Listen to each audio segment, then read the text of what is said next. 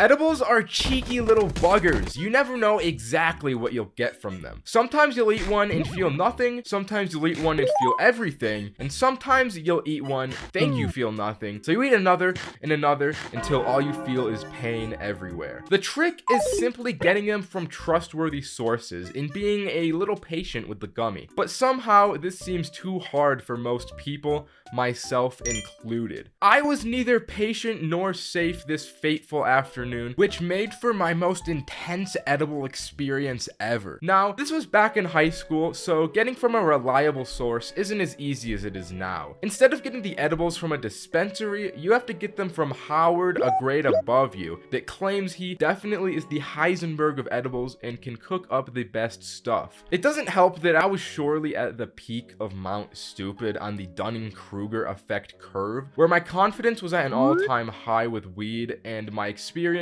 was very low. I was naive in the face of Howard's homemade edibles, so I bought a batch of them after school, took them home for the weekend, and prepared for an epic freaking time while I had the house to myself. You already know, before I ate these, I was showing them off to the boys. I was like, look at the fresh booty this young boy got his hands on. But I wasn't about wasting time. It was business time. It was time to eat the edibles. I started by just eating one of the 4 I had bought, and right from the moment it touched my tongue, I could taste just how weed infested these brownies were. But I got it down. Then, with every passing second, I analyzed how I felt. And when you think about time that hard, it makes it feel like it passes way slower than it actually does. What feels like 30 minutes is actually 10, and what feels like a weak edible is actually a bombshell that hasn't gone off. So I thought, this one should have hit by now. I guess it's just weak. If this is how 1 feels, I can definitely take an extra 2. And we all know how this goes. As all of these edibles hit at once, my body is instantly, essentially paralyzed. I got the cotton mouth of a lifetime, which marked the only time in my life where I wanted water more than pussy, money, or weed. So I just lay here like, god damn, I didn't sign up for this. So I try and roll over to get my phone and text the boys group chat that I was on my deathbed. But my body couldn't roll over without me using 100% of my brain power to do so. As I picked up my phone, it felt insanely heavy. I had the 40-pound iPhone. The phone was just way too heavy for me to pick up, so I was left with one option. I couldn't text. I had to send a voice memo. Yo, guys,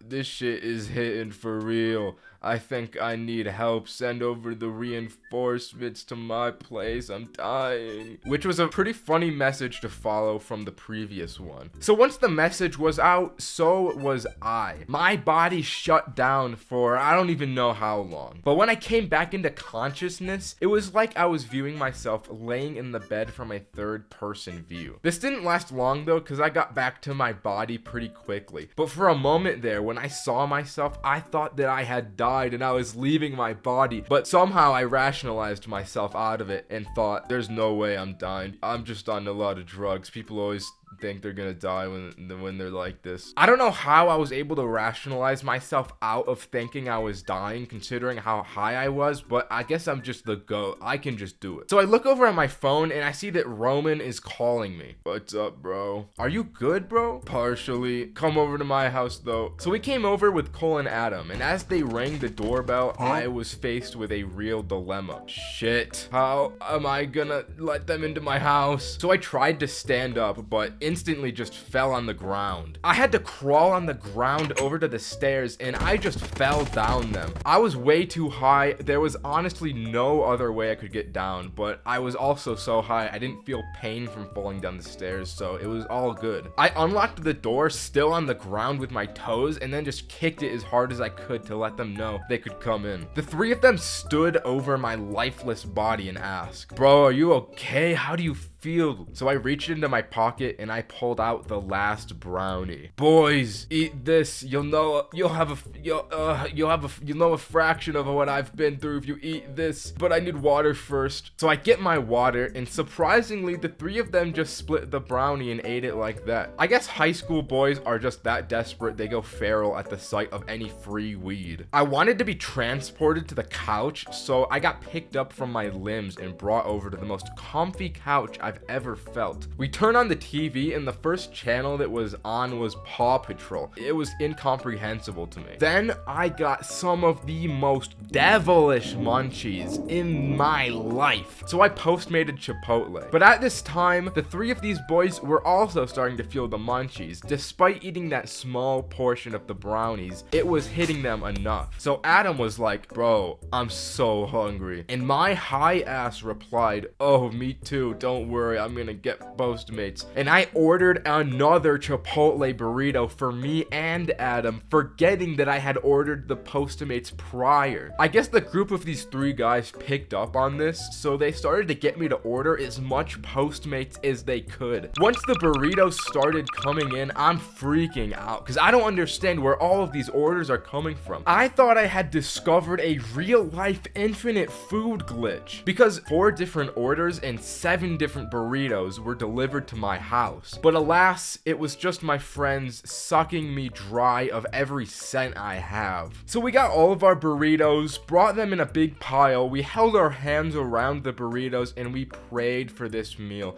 We prayed to God and thanked him for this bountiful feast we had. And with that, there were 2 extreme lessons I learned this night. Don't buy edibles from Howard, and don't trust your friends. They will try and get as many burritos out of you as they can. Okay, that's the story. Subscribe. Bye. When it comes to high school, we all have shit memories. Nobody's decision making will be depthful when they don't have consciousness. Even when it was good, it was never all that good. Today, I'm unfortunately here to recall upon a time that has fallen down in infamy. It was a certified bad time. Back in 11th grade, we needed to up the ante and raise the stakes on a daily basis, merely to keep entertained and probably alive with our hormone brains. So we concocted this half-scheme idea to smoke gold. And what I meant by that was to roll a golden joint. Surely an absolute premium experience to be had. We wanted that man in the moon weed to get us out of this motherfucking world and to place into our wraps made of gold. But that wasn't enough. We had the brilliant idea of suggesting a boys' feast this night, featuring a steak, a beautiful steak, as the main dish. We fancied ourselves sophisticated philosophers and men of taste. The philosophers in question being me, Roman, Roderick, and Adam. Our combined brain power told us we needed to act fast, or else Adam's plug may take a nap. So Adam texted him at lunch real quick to secure a dub before Mans hit his afternoon weed coma. After school, we hopped in the whip and skirted off. Questing with the boys was never any lightweight situation, you understand. A Socratic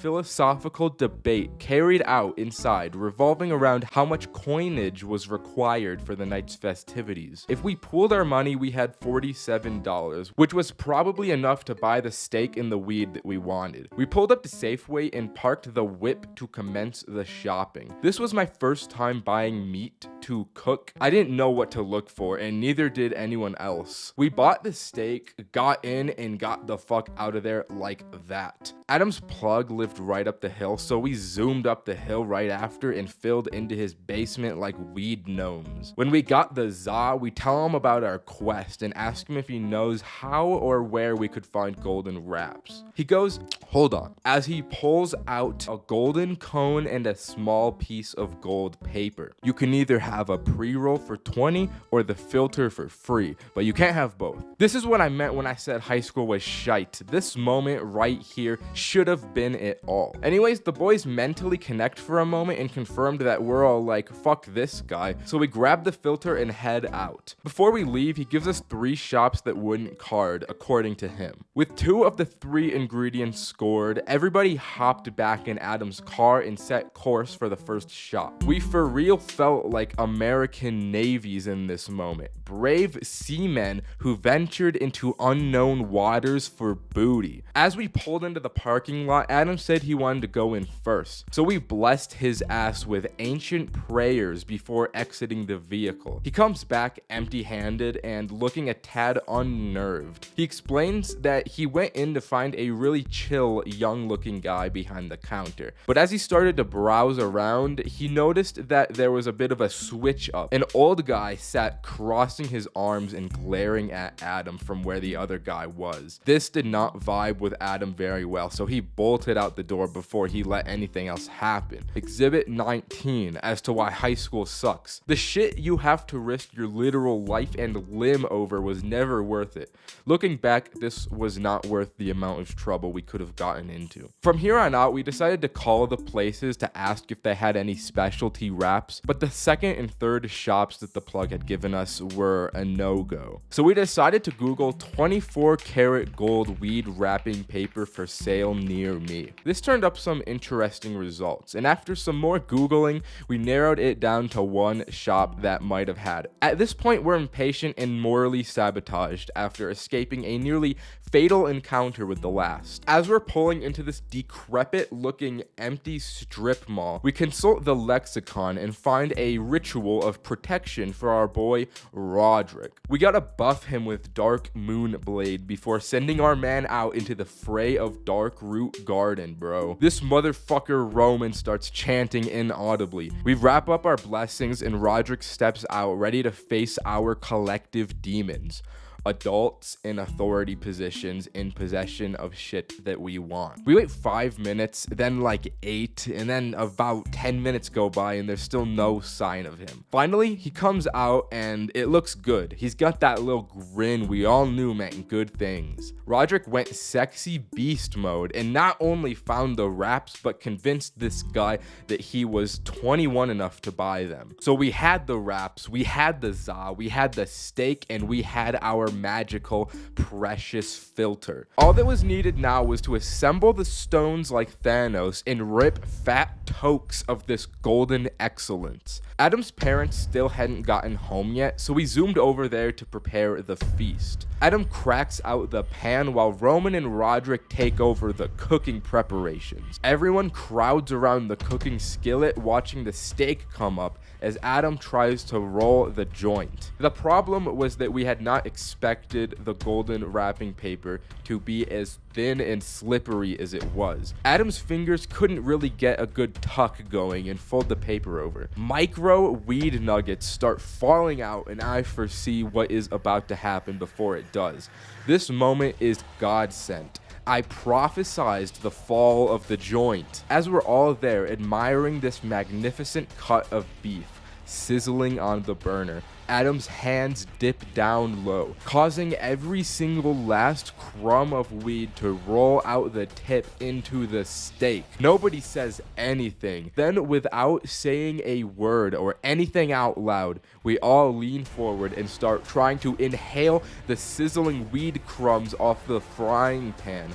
But of course, it doesn't work, so we all cry and piss ourselves for the rest of the night. And that's why high school is ass. Smoking alone can lead to so many different experiences. Unlike smoking with others, where the dynamic of the group's collective synergy determines the vibe, that vibe is up to you and whatever's going on up in that thick head of yours. In my case, my brain wants to do 5 different things all at once, and I end up led down strange rabbit holes. Just look at this clip I found once. It's extremely creepy to think about the fact that Mario may be facing a purgatory where he has to face the loss of everyone he failed to protect. Anyways, during my last late night solo session, I decided to track everything I did in my notes app. So here's what I wrote about the journey. Once I began my high, I realized, yo, I bought this projector the other day just for an occasion like this. So I turned it on and sat in my big chair. I did what I do every time and I played Snowfall by One Heart on my electric pizza. I had created a nice little setting for myself, so I sat back, looked at the ceiling, and existed in it. Then thoughts came over me. I started to have evil thoughts corrupting my mind. The demons were taking over quickly, so before they had a chance to overcome me, I went on my iPhone SE and opened YouTube. The first video that came up on my recommended was called The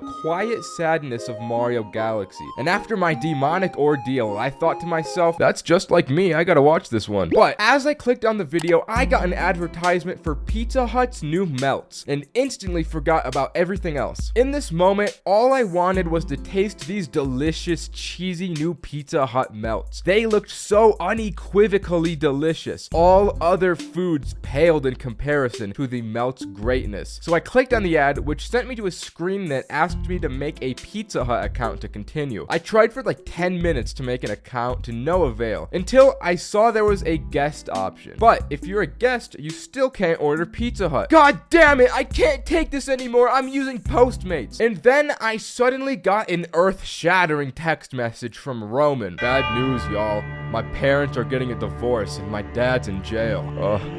Oh no. Do not fret. Little did I know this message was a bit of a troll. If I had just looked at the message above it that read, Roman, save my divorce voice recordings, I could have pieced it together, but I didn't. The big dog Cole was running a meme sending Roman voice recordings pretending to be his father, saying he was getting a divorce. But again, I didn't realize this. How did this happen? I need to call him. Bro, explain this to me. Yeah, my parents are getting a divorce. My dad's in jail. Really?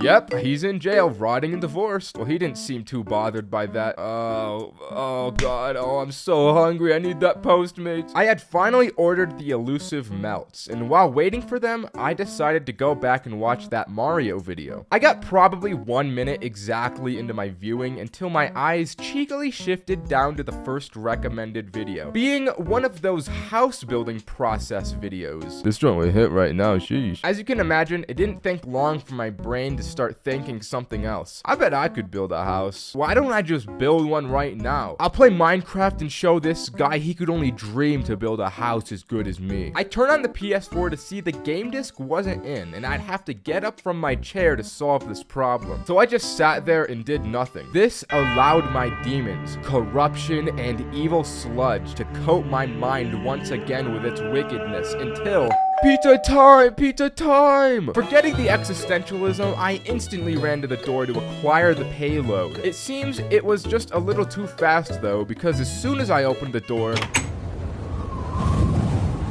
thanks. It was finally time. The moment we'd all been waiting for. All the blood, sweat, and tears were about to finally pay off in this massive climax of an event.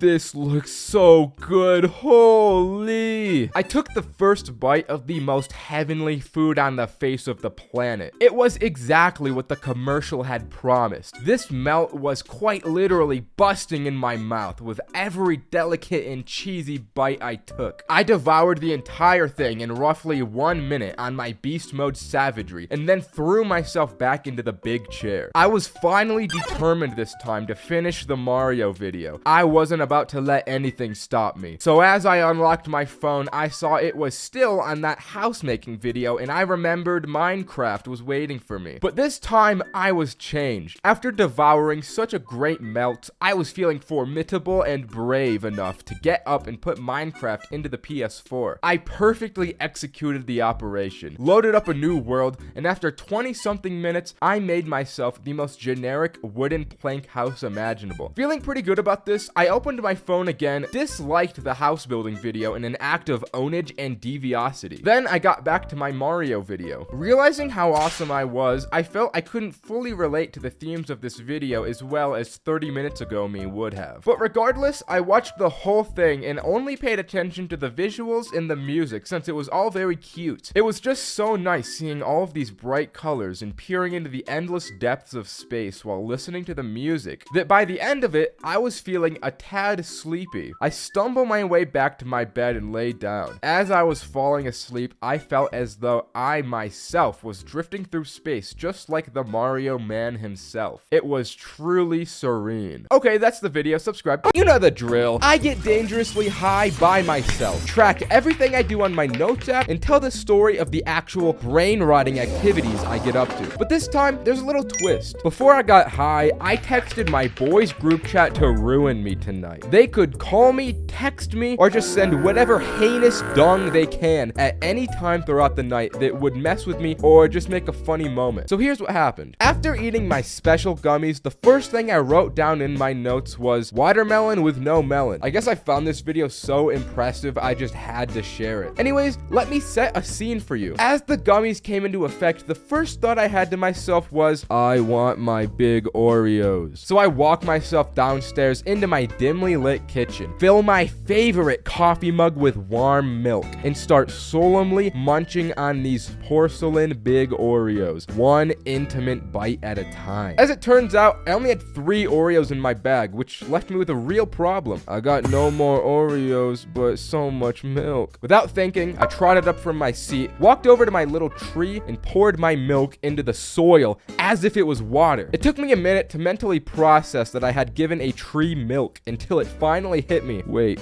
no. Trees can't have milk. That's my favorite tree. What have I done? In tears, I frantically search on Google. What happens if a tree drinks milk? After a long search, I learned that milk is actually good for plants. Not just milk is good, but spoiled milk is too. It's actually a good way of making bad milk useful, so that was kind of interesting. Now I'm sitting here thinking about milk. I can't fully explain the thought process behind this moment, but I brought my ass over to YouTube and searched top 10 milk. And just watch this. Why is it so loud? Why would this be the intro to top 10 milk? Anyways, the first milk was Safeway, which isn't even milk, it's a grocery store. But I used to work there, so I commented, so helpful, plus I love Safeway. This comment was a little premature though, because after giving such praise 10 seconds into the video, I decided to skip to the end to see what is the world's greatest milk. This was a terrible mistake that turned all my praise into pure unadulterated rage. They said the best milk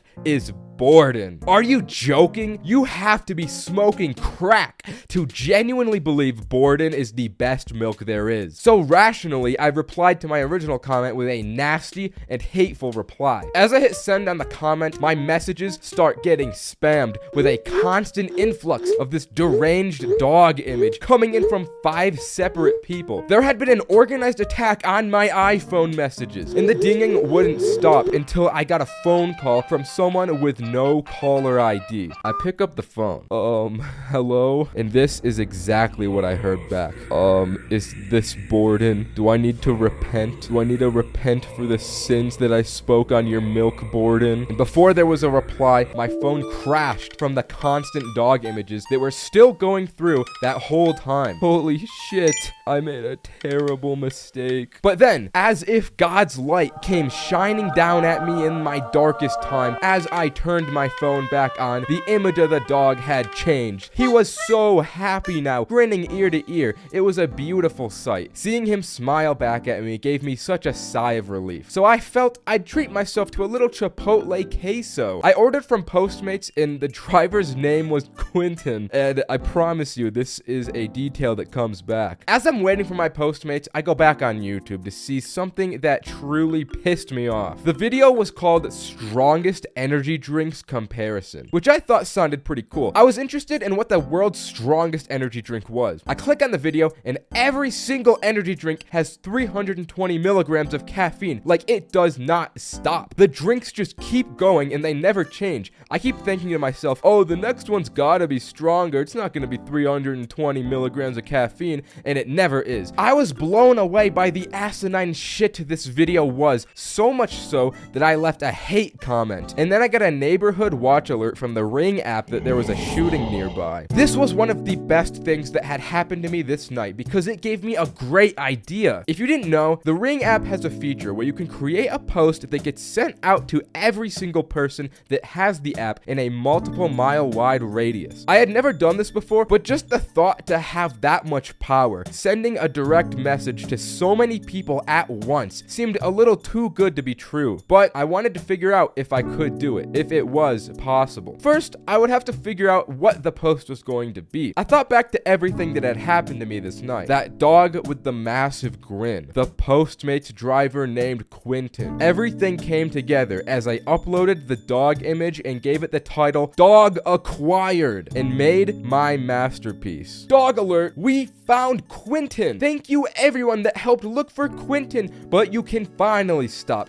because the search is over. Here he is, happy as ever now that he's home and safe. He must have gone on quite the adventure. I thought this post seemed pretty believable, and so did the people working for Ring, since my post made it through the auto moderation and was sent out to the public. This was a massive success. Not gonna lie, I felt pretty awesome after pulling off the Quentin scheme, so I went upstairs and ate more of my gummies. This would ultimately feed into a dark cycle though, because once I started playing Fortnite, in between every game, I would forget that I had eaten a gummy and I would go for more. I don't know how many of these I ended up having, but I had enough that I tragically forgot the Chipotle queso waiting for me at the door that the real Quentin had delivered for me so graciously. I was just like Drake off these gummies because after I ate all of them, I was out like a light. And that's the end of the story. Subscribe. Bye. I've mentioned how getting high at school can be stressful, but getting high at work is just fucked. I mean, at school, you just have to be quiet and keep your head down and hope nobody notices. At work, you actually have to do work, so the difficulty and the risk factors are way higher in my opinion, especially if you're working in some kind of retail job, because then you got to communicate with other human beings. In my case, I served my time as an honorary Safeway employee, and the job made me want to kill myself. I swear, human beings were not built for the 9-to-5 minimum wage grind. These jobs will just suck the goddamn soul out of you like no other. If I didn't smoke at work, I would have gone bananas. Now, I've smoked a good few amount of times while at work, but there was one particular day where I got a little confident in my ability and smoked too much. I had an 8-hour shift ahead of me from 2 to 10, where I had to alternate each hour from sweeping and cleaning. The thing about these days is that they were by far the easiest days on the job, hence the overconfidence. I got to work, started smoking, and clocked in. And the beginning of my shift went pretty well. I was sweeping like a king. I was cleaning like a king. Eventually, the monotony got to me after an hour or so I smoked a little more. Almost instantly, I knew I smoked a little too much. I'd be going around to each of the store's little departments, forgetting if I had cleaned them or not. I'd be sweeping every other aisle without realizing I was. It was bad. Eventually, once I got to cleaning the bathroom, I just locked myself in there and sat on the toilet to collect my thoughts. Alright, I'm obviously way too high right now to do my job. What can I do about this? Well, I could eat food, but then I'd have to wait until my break. Or I could just sneak a little treat. I need to find a way to avoid work. I think letting time do its thing is the best play here. So I left the bathroom with this plan to finish my cleaning and then just hide in the break room until the next hour came and I had to sweep. As I was walking through the store, I walked by the bakery and those goddamn donuts were just enticing to me. I couldn't resist the urge to just take a donut, but I didn't think any further past that. So I grabbed the donut, but I couldn't eat it because people would see that I was eating the donut and stealing it. So quickly, I thought up the idea to just shove the donut into my pocket and then I would eat it once I got to the break room. I went on to do my job, but then I saw my manager approach me. Oh fuck, she knows I'm high, bro. She knows I'm high. She knows about the donut too. It's all over. I'm gonna lose my fucking job. Excuse me, but Jared told me that you didn't clean the toilet. When I had went into the bathroom earlier, I forgot to clean it, and this goddamn guy Jared narked me out. Oh my bad, I'll go and do that now. Then I had to go back to the bathroom and watch Jared teach me how to clean a toilet. I was just watching this man filled with real, unfiltered primal rage. See man, you just gotta put a little elbow grease into it just like this. Fuck you, Jared. Afterward, I went to the break room as planned and I ate this nasty donut that had been sitting in my pocket for the past 10 minutes. But my plan to hide here was successful. Once it was time to do my sweeps, I barely swept. I won't even lie, but I finished it in like 10 minutes and then I hid in the break room for the next 50. The next time I had to go to the bathroom to clean it, I was like, I really gotta clean this toilet well or else Jared is gonna come for my ass again. So what I did next was look through the storage closet for a literal product called elbow grease. I was too high to realize that elbow grease was not an actual thing. So I went over to Jared and I was like, hey bro, I can't find that elbow grease. And he just stared at me for like 3 seconds of silence. And then I saved it and went, I'm joking. And I just walked away. I still thought that elbow grease was a thing. I didn't put it together. I just was gonna go and clean it without the elbow grease. I ended up doing my little break room exploit for the rest of the day, and by the end of my shift, I was feeling sober. On my way home when I was driving, I realized, wait a minute. See man, you just gotta put a little elbow grease into it just like this. Damn. Fuck you, Jared. The fabled Dream Blunt Rotation is the highest echelon of ZA smoker achievement one can strive for. Not too long ago, there was a day when I almost had my Dream Blunt Rotation become a reality. But because of one individual, that dream would quickly become the Nightmare Blunt Rotation. Roman, Cameron, and Kevin, we had just moved in with each other, and this was the housewarming party to celebrate the occasion. We had invited over a handful of people we knew, but also there were some unfamiliar faces in the mix as well. The party went smoothly. It was a good time. We had the gas, the drinks, the music. It was bussin' and goated. As the party ended and the people started to leave, there was one man named Ben who just sat there and did not leave our house. We all collectively did not know who this guy was. We don't know who he came with. We don't know how he ended up here, but he was sitting in our living room unmoving. We didn't want to tell him to get out of our house either because the 4 of us are all beta males, so we were like, he can stay here for a little while, I guess. But then this guy starts to turn on our PS4 without asking anyone and just creates an entirely new account for him on our system called Ben. I don't know if I would describe this as a power move, pure ignorance, or just being a weirdo, but I could not believe what I was witnessing, so I just decided I need to go outside and smoke weed. Same. Let's do it. That sounds like a good idea. So we got the after party blunt rotation outside with Ben, and we start passing this around. Once the blunt gets over to Ben, he commits a real atrocity and not just double but triple dips the blunt before passing it over to me. This is where Ben became a real enemy to me. But the rest of the roommates were still cutting him slack as just being some kid that probably wasn't self-aware. Boy, that was good. I'm gonna go step inside now. I want to kill him. Nah, man, you're just hungry. Let's DoorDash some food. So we ordered a load of Mr. Beast burgers for the meme. And as we walked inside, Ben had created an entire new Skyrim save and was watching that cutscene with the horse in the carriage. So, you're playing Skyrim? Yep. This was the end of the line for Ben. In this moment, we knew this guy was probably gonna be staying in our house for a lot longer than we wanted, and we were all done with him. Come with me, boys. Everyone follows me into my room, and I tell them, what the fuck is this guy doing? Bro, he's gotta go, bro. He's gonna be here for hours if we don't do anything. I'll fuck him up, bro. I'll punch his teeth out. Why would we do that before just telling him to leave the house, dude? He's so brain dead. Why would he even do this shit, bro? True. Okay, so what's the best way to get him out of here without being assholes? I don't want to just tell him straight up. What if we tell him the police are coming so he runs away? Why would the police be coming? That makes no sense. True. We could make him really uncomfortable so that he leaves. I like that idea. What if we make this worse for him than it is for us? That way, he'll just want to leave. Then Roman looks at his phone and notices through our scheming, the Beast Burgers had been delivered a few minutes ago. The 4 of us walk out to see Ben had already brought our Mr. Beast burgers inside. Not just that, but he had eaten a burger despite us not ordering him food. Not just that, but it was my Chandler burger he was eating. So we just shut the door and go back into my room. There's no time for Beast Burger. We need to get this guy gone now. So the four of us devise a devious scheme to remove Benjamin. This wasn't about us wanting to be polite and indirectly getting the message of, excuse me, what the actual fuck are you doing in my house? this was about how we can make this guy pay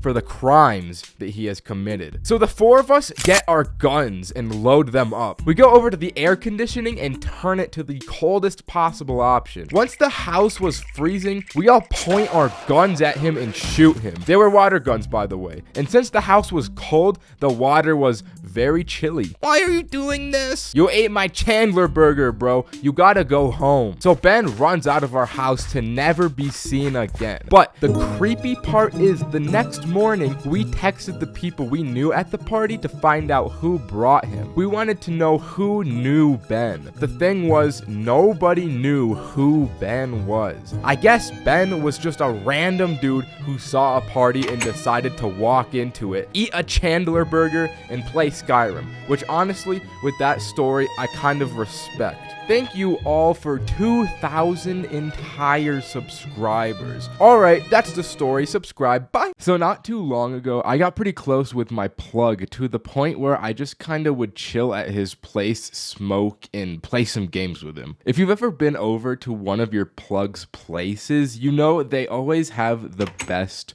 cribs. This guy had those big old couches in his basement, the ones that kind of go all around the room in a C type shape. He had bean bags. There was even a little aquarium so you could watch fish swim around while you're off that Zaza. It's always just the prime place to be. I live in a fairly smaller town too, so this guy wasn't just my plug, but the plug. This guy would just leave the door open and let people come into his home, pick up whatever they were getting, and go on their way. So people were constantly in and out of the place throughout the night, and I got to see a lot of interesting people and interactions in this time. The thing that set this guy apart from any of the other plugs that I've ever known is the way that he makes his transactions. He's got his Cash App and his Venmo set up, of course, and he takes cash, but that was only when there was money involved. Sometimes the things this guy would take weren't even money. This guy would be trading the most random things for his weed as long as it interested him enough. Hey bro, I got this tire here. I've dismantled it from like a neighboring resident's vehicle if you're interested in that. Oh yeah, bro, that'll be an ounce. If someone comes in with a Slinky and he wants it, he'll trade it for weed. Somebody comes in with a Happy Meal from McDonald's. If he's hungry enough, he'll trade it for weed. One time, some guy came in with a fish in a bag, like those little carnival fishes that you win. He thought that the plug would want it to add to his aquarium that he had, but he just turned the guy down, which I think is pretty reasonable. This guy would collect such an amalgamation of the most random items as long as he wanted them. One of the most legendary moments was when this guy traded his PS5 and a controller with a copy of Demon Souls for a half pound of weed. We stayed up all night playing with this thing. It was a blast. We had a few friends that would stream on Twitch too, so we pulled them up on the PS5, and the plug would just type things in the chat like, if you ace this round, we'll give you free weed.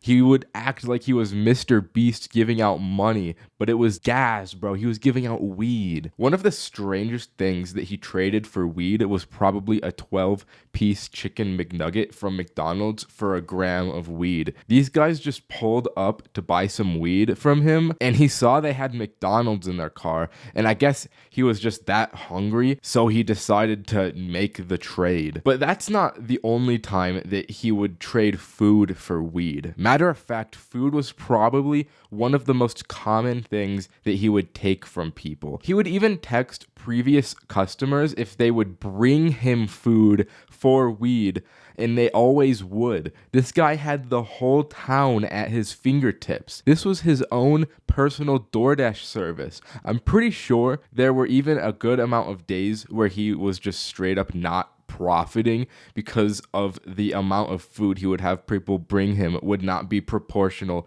to the cost of the weed. He was addicted to that late night Taco Bell cheesy gordita crunch, so much so that it was putting him out of business. There was even times where what he would be trading weed for were not even material objects. Hey bro, if you can do a backflip, I'll give you some weed. All right, good job. Now do another one. All right, good job. There you go. I was tight enough with this guy that he would even let me get in on this. And I won't lie, I'm a pretty strong young boy.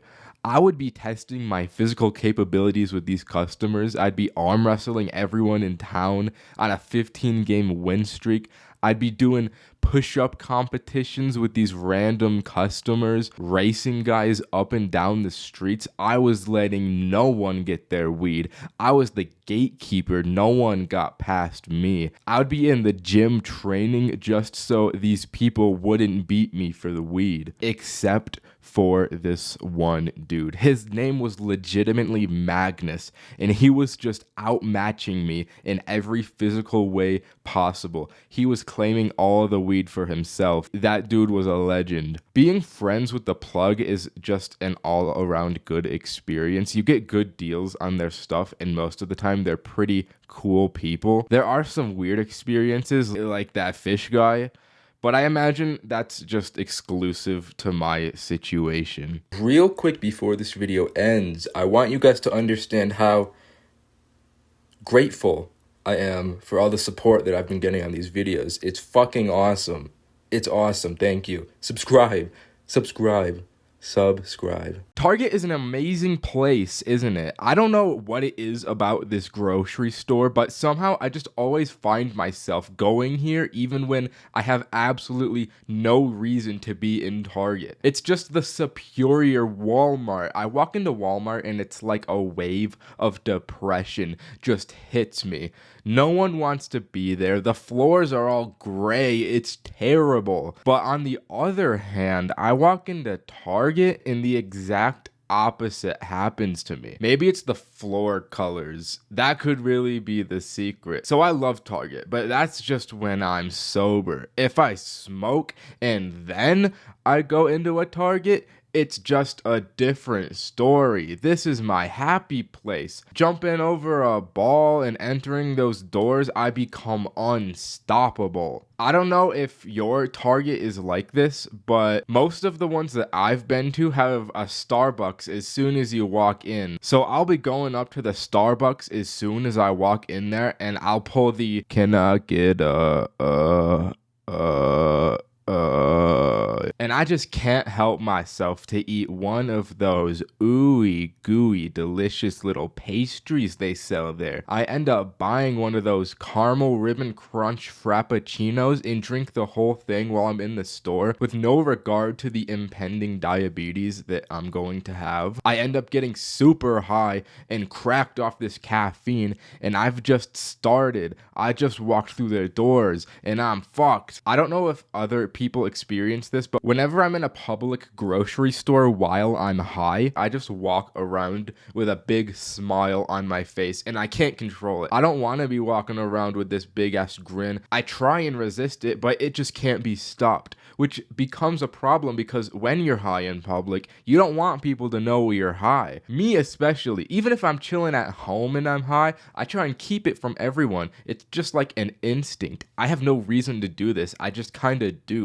So I'll just be in Target feeling like I'm the most suspicious guy on the planet because of this big ol' smile. To be honest, I probably am. I mean, people see me, they perceive me. I probably am sus as hell. And that's why you gotta wear a mask when you go out high. That's a little wisdom for you. Despite being an adult man, the first place I'm gravitated to is, of course, the Lego aisle. I know I'm not gonna buy any of these Lego sets too. They're way too expensive, but there's a strange enjoyment in just staring at them. Maybe I'm imagining me having them and that's enough to satisfy me, or it could be that I'm reminiscing on the long lost childhood wonders these blocks once gave me.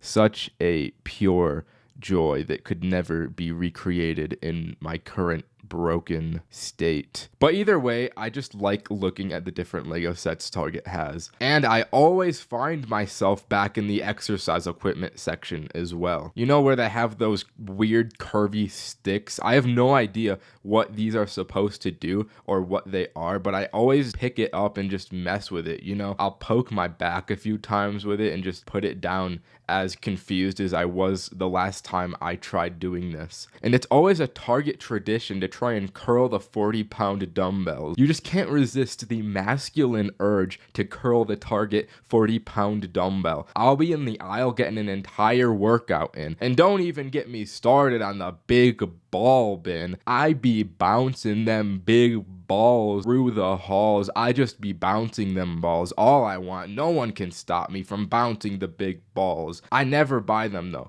I don't know one person that's ever bought in these balls, but you always gotta play with them. And then I conclude my awesome 20-minute Target trip of the day, still high, just with a lot of sugar and caffeine in my system. My hands are still empty because I don't ever buy shit. Call me the menace of Target. I just be messing with things. Now that I think about it, I really just do fuck with Target a lot. When I used to live in college dorms, I didn't want to pay for a parking pass, so I just parked at Target and left my car there overnight for like an entire year, and no one stopped me despite the sign saying that you can't park at Target. And another message, thank you for 10,000 subscribers. Jesus fucking Christ, like this just happened so goddamn fast. I don't know where it came from, but you know, I'm about it. So what I want to do for 10,000 subs is a Q&A video. So what you can do is either just comment on this video a question,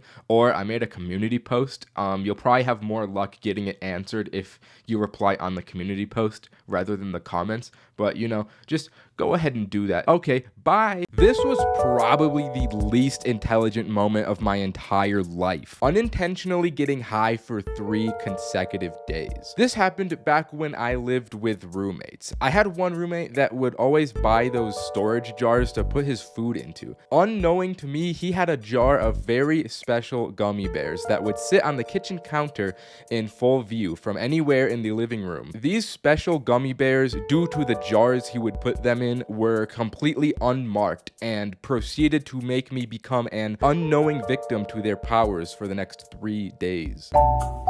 So I woke up at 5 a.m. like the champion beast trailblazer I am. I got my pre-workout and went out to drink it in the living room. This was when I first laid eyes on the gummy bear jar. I thought one little bear wouldn't hurt, so I eat it, drink the pre-workout, and drive to the gym. A little bit into my workout, I'm starting to feel sloshed. Damn, the pre-workout really hitting today. Sheesh, I feel like Charizard. But then it starts to get worse. I'm doing these curls like 1, 2, 4, 2, 3, 6. I just can't count correctly. My mind is all scattered. I started to realize something was really off when I got on the treadmill and ran 3 miles without feeling a shred of fatigue. I was just in a mental trance the entire time I ran. I go into the locker room, and while I sit here finally with a moment to myself, I realize I probably should not drive myself home. I had to wake up the boy Roman to pick me up and also bring someone else to take my car back because I felt crazy. He pulls up with Cameron, and the operation is followed through. Are you alright, man? Yeah, I just feel different, but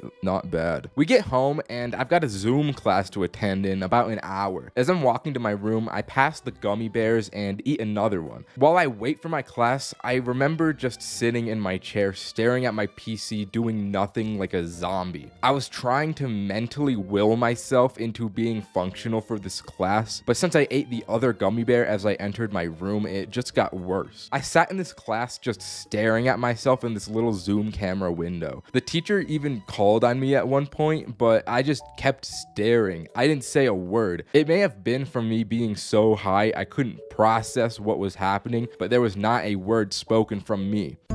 I woke up this day pretty tired from the high of yesterday, but I still hadn't put 2 and 2 together and realized the bears were edibles. I had an in-person class today to attend, so I left for that pretty early and again ate a gummy on my way out. The gummy hit as I was walking to class and I was like, God damn it, not again, what's happening to me? I keep walking to class because God picks his hardest fights for his strongest soldiers, until I realize I have no idea where I'm at. A few wrong turns had been made without me realizing it, and now I gotta figure out how to get back. I probably walk around these neighborhoods for like 30 minutes just trying to find my way back on track to get to class. But then I remember, oh yeah, I got a phone, I can use this. So I maps my way back to campus, but I had not made the calculations required to know by the time I got there, the class would be over. I walk into the lecture room that would be my class, and there's a whole different teacher in class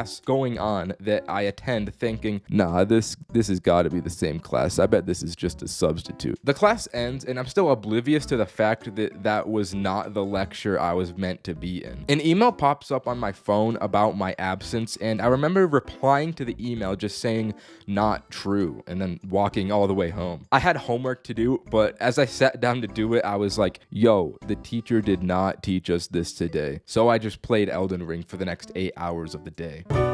All this weed I had been consuming kind of messed up my sleep schedule because I woke up this day a good amount later than usual. So when I walked into the living room, my roommates were all awake and out there. I was like, guys, that thing keeps happening to me. I think I gotta go to the doctors today. Something's just not right with my body or something. I reach in and eat another gummy while I'm out here, but this time in full view of all my roommates. Roman's like, bro, you're really gonna eat an edible this early in the day? And just like that, all of the stars aligned in my head. I had been drugging myself on these gummy bears unintentionally for the past 3 days. So you're telling me that those are edibles? I've been eating those every single day recently. Then everyone just erupts to clown on me. These dudes couldn't act right. They're like, oh my fucking god, this dude's a dumbass. So I run into my room in tears and listen to Heartless by Kanye West. I hate my friends. Alright, that's the story. You know the drill. Bye. The relationship with the plug is more impactful on your life as that of your parents. But what precedes that relationship with the plug is a constant and brooding struggle to find the one. Those moments when you struggle to find a plug at the climax of a dark and damp boys' night, it's a formative canon event that bonds us all. Sometimes you come out the trenches dry and you and your boys throw in the towel on finding a plug. But when the gang clutches up and secures that last minute plug for the night, the moment is nothing shy of pure bliss. I can't imagine any other scenario more intense. And an intense night was surely ahead of me and the boys when a very tantalizing Friday night opportunity presented itself during the before school round table discussion. Boys, who's trying to get into a little trouble tonight? Oh, you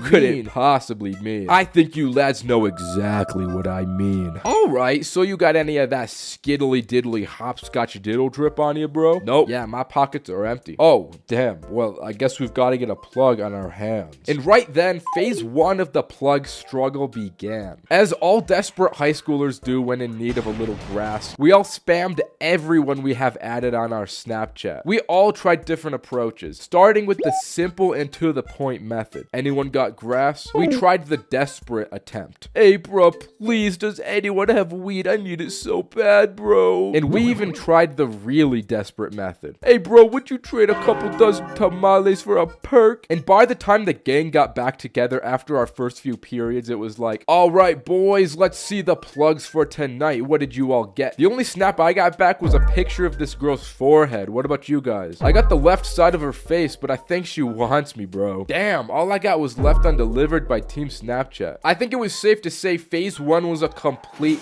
train wreck. So next was on to phase 2. The second phase of our plug struggle was just straight up going up to every group we could find at lunch and asking them if they had a plug. Yo, you guys got a plug? Oh, Yeah, so let's see, we got iPhone plugs. Let's see, we got another iPhone plug. What do you have, Sarah? Oh, let's see, I got an iPhone plug. You guys know a plug? Listen here, little boy. Bow down when you talk to me so I can hold you still and make sweet love to that little pretty face. Yo, you guys know a plug I can use for tonight? Oh, yeah, bro. Here, I'll give you a snap. And just like that, Roman brought all of the boys together. For phase 2 of the plan was a monumental success. The anticipation for this night followed the three of us until school finally let out and we could make the moves towards phase 3. Messaging the plug. So we hit him up like, hey bro, we're trying to acquire tonight. You up, baby? And he's like, yeah man, meet me here at 9 p.m. tonight. And just like that, we had a time and place. The plug struggle was really looking like it was coming to an end. It was a bright future for the boys. So when night fell, we all sat there on Roderick's bed, kicking our legs and twiddling our thumbs for the clock to strike 9. And once the time came, we all sprinted out the house and drove 150 miles an hour to the location. But when we got to the spot, we were starting to get a really bad feeling. As it turned out, the location this plug wanted to meet us at had to be the most suspect, dark, and desolate public park we could have ever been to. We're looking around for this guy from the car and don't see anyone. We thought there was gonna be no time before red and blue lights start flashing. But then we get a Snapchat from the plug like, is that you that just pulled up? And we're like, yeah, that's us. So then he replies with, come into the playground. I'm in the fucking slide. The three of us walked into the playground and bro was not lying. He was sitting in the slide. So what you guys want tonight? We want weed. I know, but like, we would like a joint for the each of us. Oh, I only got carts. Damn, all right, well that's cool, we'll take that. So we make the exchange and this dude only gives us the cart with no battery. So what about the battery, bro? Oh, I don't sell batteries, I only have carts. We thought this guy was scamming us. I mean, we can't do this shit with just a cart. But that's when the plug explains tweaker wires to us. Yeah, man, all you gotta do is cut a phone charger in half and you can use the wires to power the battery. It gets you really high though, so be careful. Oh, wow. So the girls at school did know what they were talking about. Now, we didn't want to question this plug anymore because we weren't about to get pushed down a slide or whatever this dude would do to us. So the three of us just trusted his word even though that sounded like it couldn't possibly work and considered phase 3 a kind of success. So we drove back to Roderick's and phase 4 to smoke the carts was initiated. We were stressing about the information this plug told us and if it was true or not. Alright, so who's gonna be the sacrifice to try this first? I don't know, bro. What if this explodes in our faces and kills us? Damn, true. It can't be that bad. I feel like nothing's gonna happen. So you wanna do it? I'm down, bro. I'll be the sacrifice. Oh, damn. So we set up the wires like the plug told us and Roderick starts sucking this cart out of an iPhone charger. Yo, no way. Ain't no way that's working, bro.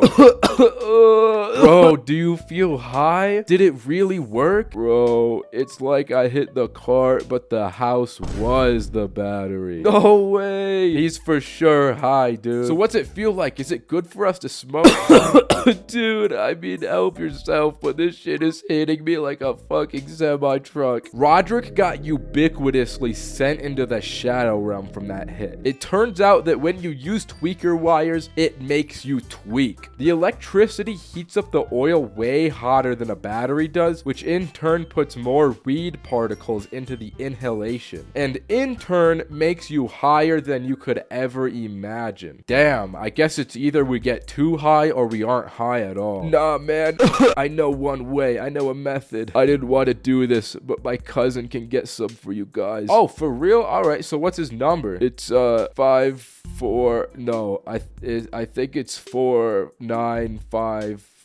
No, nah, that ain't it. I think it's 4-5-9-4. No, that's not it. Bro is too high. Damn. We ended up having to unlock Roderick's phone with his Face ID and texted his cousin on his behalf. Hello, yes, this is Roderick, and I would like to attain some weed for my 2 friends. That sounds professional, bro. And after like 30 minutes, Roderick's cousin pulls up and takes me and Roman to the dispensary. This car ride was so awkward because since Roderick was completely obliterated, he didn't end up coming with us. But cousin Roderick pulled through and got us a battery so we could smoke the cart. After that side quest, we came back to Roderick to see that in the time we were gone, bro postmated Burger King twice. You gotta be on another planet to order Postmates twice, let alone Burger King. He had a POV video of some dude walking through China pulled up on his TV, but upon further inspection, Roderick was completely passed out on the bed with a double Whopper still in his hand. But in the end, even though we had one soldier down, phase 4 was a success as well. Me and Roman finally got to smoke the cart, and the plug struggle we went through prior only made the high hit even better. And once we got high, I won't lie, those China videos Roderick had on started to hit. We were straight up entranced by this video, and we came out of this with a whole new appreciation for our plug. So make sure to text your plug you love them and if you can get free weed from them. Anyways, that's the video. Subscribe. Bye. The Pendulum to a stoner is the equivalent to a peasant's potato farm, meaning it's quite literally the bread and butter of our lives. Because of that, most people end up smoking them for their first time, but for me, this was my second time. I was posted up inside Big Bro Roderick's incredible house one winter evening. We both felt awesome with very impressive looks on our faces. There were supposedly big plans this evening because Roderick was like, I know these 4 people having the biggest, most awesome party tonight, which sounded grand, but there was one problem. Do I know these people though? No. Do they know me? Yes. And that was enough for me to be a little bit hesitant. I don't know, man. They could bully me. Don't sweat it, chap. One little dinghy off this port bow and you'll feel on top of the world. Holy crap, what's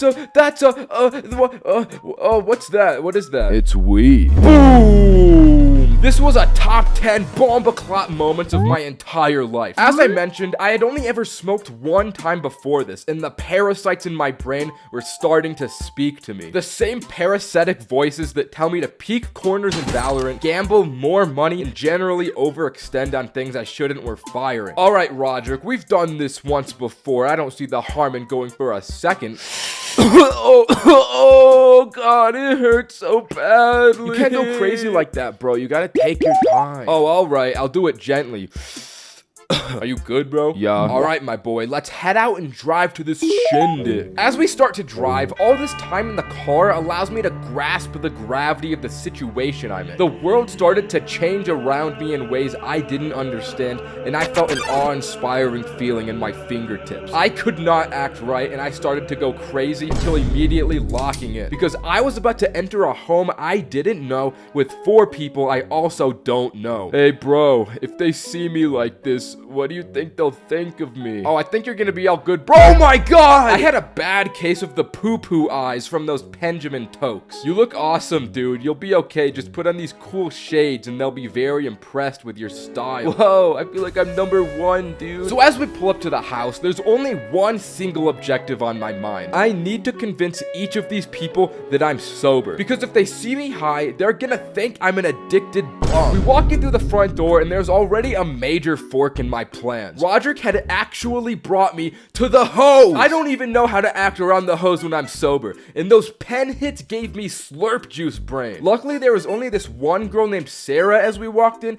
but I kid you not, she looked exactly like the Fortnite Sunstrider skin. God threw a level 10 baddie my way, and I started getting anxiety, but I couldn't forget the objective at hand. I can't let Sunstrider find out that I'm high. Yo, what's up, Sarah? This is Ninye. Oh my god, Roderick has told me so much about you. Alright, I can't mess up my first introduction. Yo, haha, that's awesome. Okay, that wasn't bad. Alright, I'm gonna go say hi to everyone else. Bye, guys. God damn it, now I'm all alone with her. So why are you wearing those shades in the middle of the night? Off rip, she's going for my weak spot. I gotta change the subject. Are you very impressed with my style? Fuck. Yeah, you look really cool. This is too stressful. I need to go somewhere to blow off a little steam. Alright, where's the bathroom? So we go upstairs and she shows me to the little man's room, and I start doing push-ups on the ground like, ugh, fuck yeah, ugh. I'm trying to get a little pump in an attempt to get my head back in the game. But while grunting and moaning on the floor, I can see Sunstrider's feet from under the little crack of the door on the floor. So hopefully she didn't get the wrong idea from my sounds. But I waste no time to text Roderick, I'm afraid of the hose, bro. In which he replies, don't worry, I'll clutch up for you. So as I leave the bathroom, Roderick comes upstairs with a deck of Uno cards and a bottle of vodka and starts telling us rules like, you two gotta drink every time you draw a card. Sarah, you go first. Bro is taking some big dog initiative in this situation. And then Roderick essentially just falls back down the stairs. Now I'm pretty much locked into playing Uno with this one girl at this point. But I start dicing her up with these draw fours like I'm a professional at this. And in no time, Sunstrider starts getting all bomba clot from the drink. She starts getting into all this girl talk like, I fucking hate my friend Melissa. She fucked my ex-boyfriend last week. and I'm like, damn, that's crazy. While I keep pulling out these draw fours like nobody's business. Somehow before I knew it, Sunstrider had inched her way to sitting right next to me. She starts taking whole swigs from the bottle and looks at me like, You haven't drank anything yet. You can't be the only sober one. let's fucking go! This whole time I had successfully masked the fact that I was high, and her saying that just confirmed it. So I take a celebratory swig, but then she starts doing some weird shiz, like putting her hand on my thigh like, Fuck Melissa anyways. but it turns out she drank more than she could handle because she couldn't control the volume of her voice, and she said that really loudly. Before we know it, this girl runs upstairs like, What the fuck did you just say? Turns out Melissa was at the party and heard everything. The two other girls come running up from behind Melissa, and a whole fight starts breaking out before I could process what was about to happen to me. Even this girl's little brother walks out of some bedroom. I didn't even know he was in the house, but he starts to get involved in this. I'm just sitting on the floor watching it all unfold until Roderick slowly walks up the stairs behind them and beckons me to come over to him. He's like, yo, I don't know what's going on, but we should probably leave. I'm down, bro. This place is getting a little too heated for me. So we sneak out the front door and drive away. I start telling Roderick about what happened with me completely washing this girl in Uno with no remorse for her soul. And he drops the biggest plot twist of the night. It turns out he had rigged the cards and made every other card draw in my favor so that the girl would drink more and make the situation less awkward with me. So if there's any takeaway from this story, take your time with the Benjamin because it hits very hard. Before you know it, you'll get anxiety from the hose.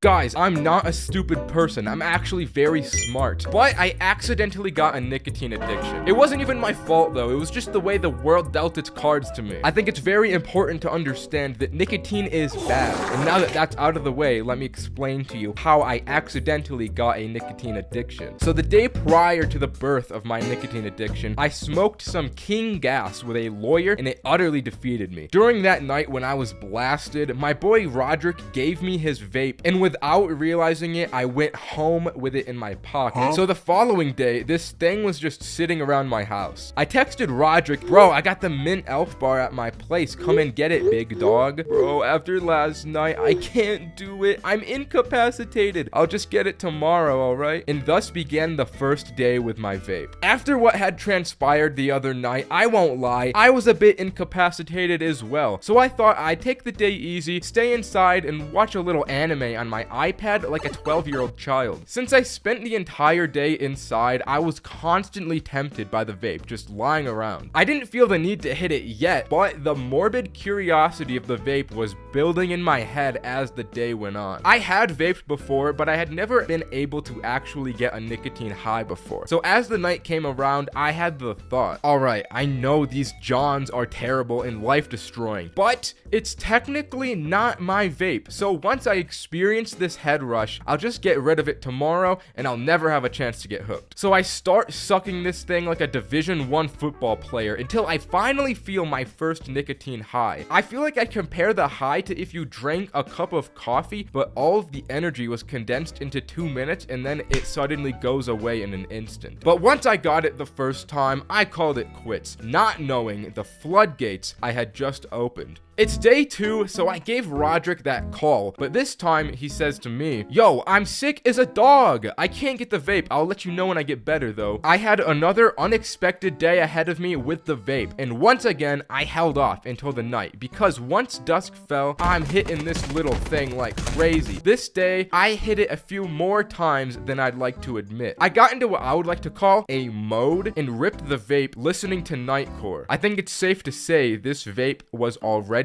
beginning to change me in insurmountable ways. So as day 3 rolled around, I was like, I can't be doing this. I gotta keep clean today. I won't chief that stinky elf bar one time. And I actually did keep to it. I resisted the urge until the dreaded day 4 came around. Don't even get me started on day 4. Oh my god. So I was running the usual, laying in bed, living in my own filth, and watching iPad anime. I was feeling like a degenerate and fittingly binging Chainsaw Man. I was just as low as Denji. There's a specific part of the show where this girl with an eye patch says, "Hey, you smoke cigarettes?" And this guy with a sword says to her, "Nah, it bad for my bones or whatever." To which she replies, "You'll never survive in this world if you don't have a cigarette addiction," and peer pressures him into getting a nicotine addiction. Now, that peer pressure worked on me too. This scene had me hitting the vape like never before. I was holding the iPad like, I want to be unhinged. I need a vice. She's so bad, bro. I just want to be like her. Oh my god. So Chainsaw Man the anime and this woman in particular are who I really blame for starting my nicotine dependency.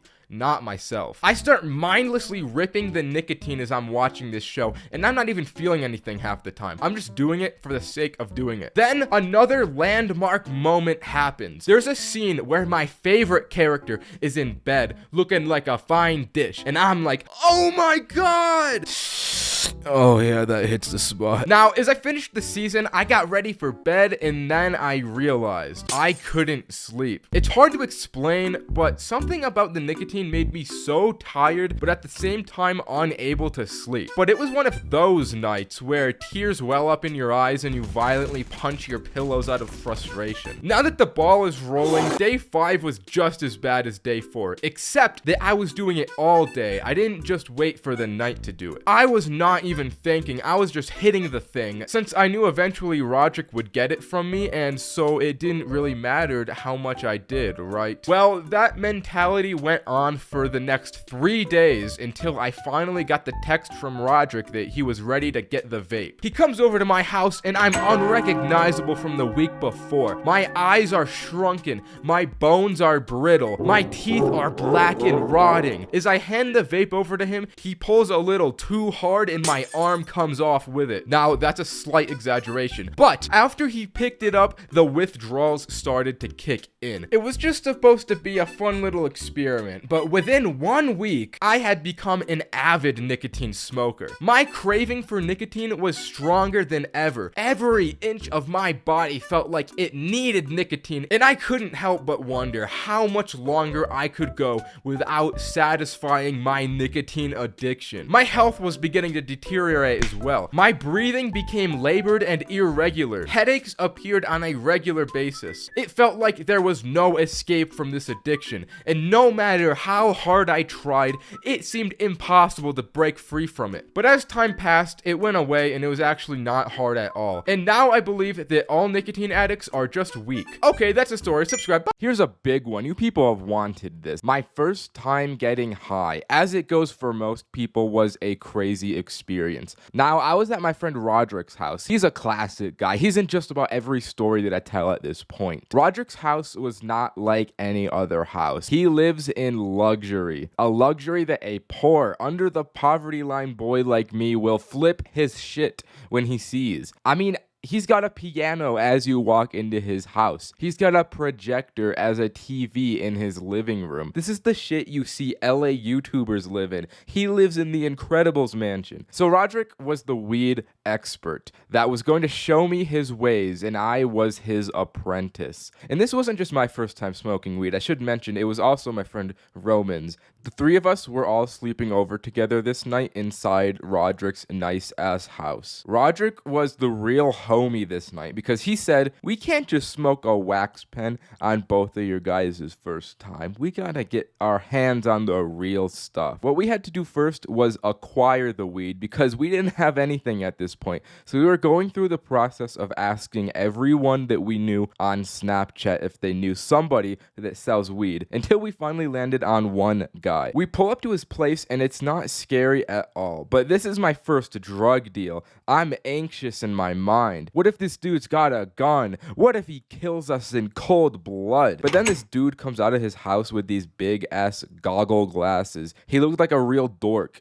This motherfucker was a certified bozo. We could have given this dude a wedgie for the weed. Once we drove off with the weed, we all just burst out laughing because we were expecting the exact opposite of this guy. We had acquired our first weed. Roman and I were just marveling at its beauty. We felt the weed, we smelt the weed, but most importantly, we wanted to smoke the weed. Before we stopped back at Roderick's, we drove to the gas station and he was like, I'll be back in a minute. This won't take long. He comes back with a bottle of Sprite, a pack of gum, a pencil, and a straw. Yo, what is this all for, bro? You'll see, bro. You will see. So we drive back to Roderick's place, run to his bedroom, and assemble all of our stuff. Roman and I just sit back while Roderick works his magic. He drinks the whole Sprite bottle, takes a gum wrapper, and wraps it over the top. He pokes some holes in the wrapper, and then he stabs the side of the bottle and sticks a straw in. And just like that, we had our own homemade bong made. It was a pretty jank way to smoke weed, and it didn't work all that effectively, but we had to make do with what we had. We were on limited resources. So we smoked out the Sprite bottle. And I don't know what was in this weed, but it affected Roman and I in a way weed has never before since then. In my going for a walk on mushrooms video, I mentioned how the mushrooms made my vision like in Minecraft, how your FOV can increase. In my experience, that's pretty usual for mushrooms, but this was the one and only time that I've had this effect solely from weed. And it wasn't just me. Roman had the same experience with his vision. It was so weird. I don't know what was in this goddamn weed, but it had us looking at things crazy. I was so goddamn giggly too that I just couldn't get enough of these guys. I laughed at everything. It didn't stop. After you smoke a good amount of times, I feel like the giggles eventually just go away. But the first time I had the laughs. Then the fabled munchies kicked in and we had no remorse for the kitchen. We started tearing through everything like savages. There was a fruit bowl in the middle of the kitchen, so I went, don't mind if I do, and wiggled my little fingers. I picked out an apple and there was a fly on the apple, and I don't know why, but this fly scared me. I mean, I don't fuck with bugs. So I threw the apple, I projectile tossed it across the living room, and it hit right into a framed painting and shattered the glass. I don't feel good about this even today, but luckily the painting itself wasn't damaged and his parents were not home at the time. It was fucking loud. They would have known what happened. So we started to panic, but thankfully Roderick is the real homie because he vacuumed up the glass for us. Lord knows, neither of our asses could have functioned a vacuum in our current state. And by this time, I started fucking up the Pop-Tarts, and I just forgot about what happened. I wasn't joking when I said we were savages. We were on a real ruffian shit. Roman went back to the room first with his snacks, and as I followed behind him, I entered the room to see that he was unclothed. He was only wearing his undies. He was sitting on Roderick's bed, eating a family bag of chips and watching YouTube videos. I feel like it's almost a universal experience where people smoke weed for the first time and search videos to watch while high on YouTube, and the same videos always just come up too. I know that you have seen this cartoon before. This video had us mesmerized. It was beautiful. We went on a YouTube binge for like over an hour or so, and I couldn't tell you how it happened, but we eventually ended up on Diary of a Wimpy Kid YouTube. We were just enjoying some classics like Greg Heffley is a Sociopath. After we got bored of YouTube, we put on some lo-fi beats, and Roderick had this light projector that put stars all over the walls, and we fell into a slumber. I was paranoid the following week or so because I thought his parents would have noticed the painting frame that I broke, but they never really did. Because of me, there's a painting with no glass in his house, and to this day, nobody has really noticed it at all. So that was the story of the first time I smoked weed. Okay, bye-bye. Smoking alone for the first time can be a daunting task. A little inexperience can make you truly fear you'll smoke the grass wrong and end up in the shadow realm. And a part of that's true. If you never smoked alone before, you gotta understand it leaves you susceptible to your demons more than any other scenario. In Fortnite terms, running solos can really feel like you queued solo squads with the amount of demons you gotta fight off. Truthfully, I'm not one to talk though, because the first time I smoked alone, I did it out a goddamn banana. I was truly struggling back in the day. This particular instance of my first time, I think it was my 4th time ever smoking weed in my life. I came into it so inexperienced, I didn't even consider something could go wrong. It was the day after I had some boys over. We had gone questing for Zaza the night prior, and when the next day came, I had a little leftover nugget in my name. So once they all left my abode, I got a real sinister and evil idea inside of me. I got the idea to smoke it on my lonesome. The only issue, I was so new to weed, I didn't even have a method to smoke it. I went on Google and looked up homemade ways to smoke weed, and that's how the banana thing happened. Then came the second problem all low-level ZA smokers encounter, and that's masking the smell. And to be honest, I don't really have a very keen nose. My sense of smell is kind of fucking bad, but I just turned my fan on full and blew the smoke out the window. It was really the best I had. I won't lie though, the banana was goated. The banana was a little too goated because I ended up smoking way more of that razzmatazz hop skiddly do than I thought the banana was capable of.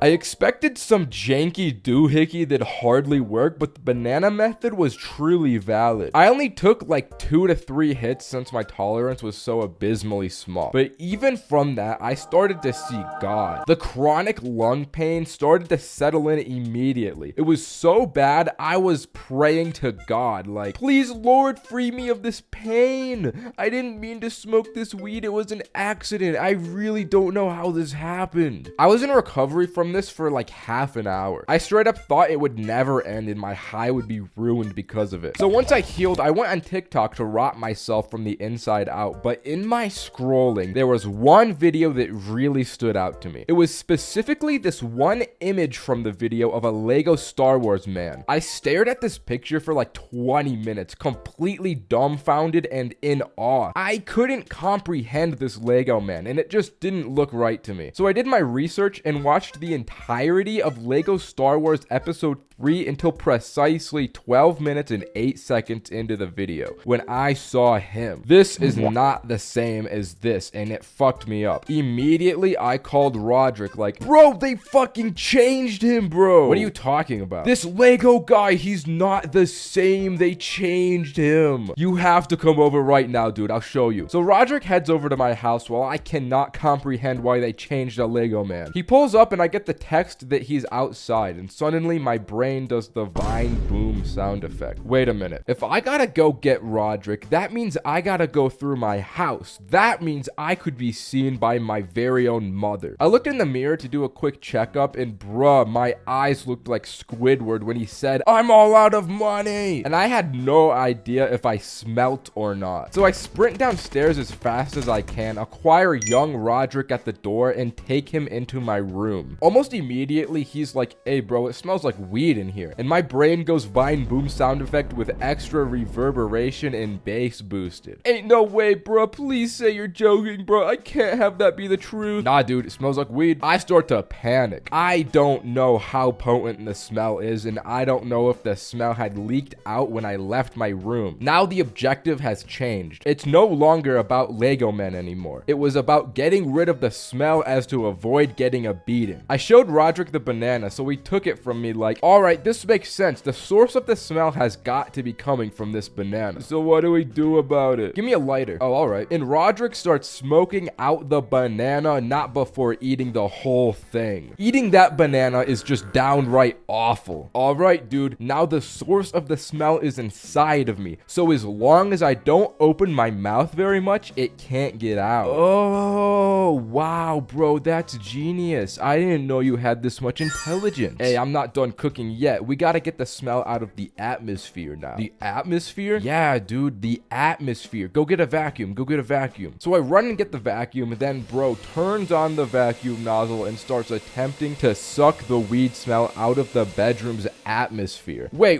That vacuum is too loud. It's gonna bring suspicion to the noise. Oh, damn. Good thinking. And in an attempt to soundproof my bedroom, me and Roderick take my bed mattress off the frame and push it up against the door. Once we had thoroughly sucked all stench from the atmosphere, Roderick was like, alright, we gotta vacuum the floor now because the odor can trap itself in the carpet, so let's suck it out. So then we vacuumed my entire bedroom. Our soundproofing was apparently not good at all because all of a sudden my mom opens my door to see what all the noise was, and the mattress falls on Roderick. What's all this noise? Oh, you know, I'm just cleaning my room.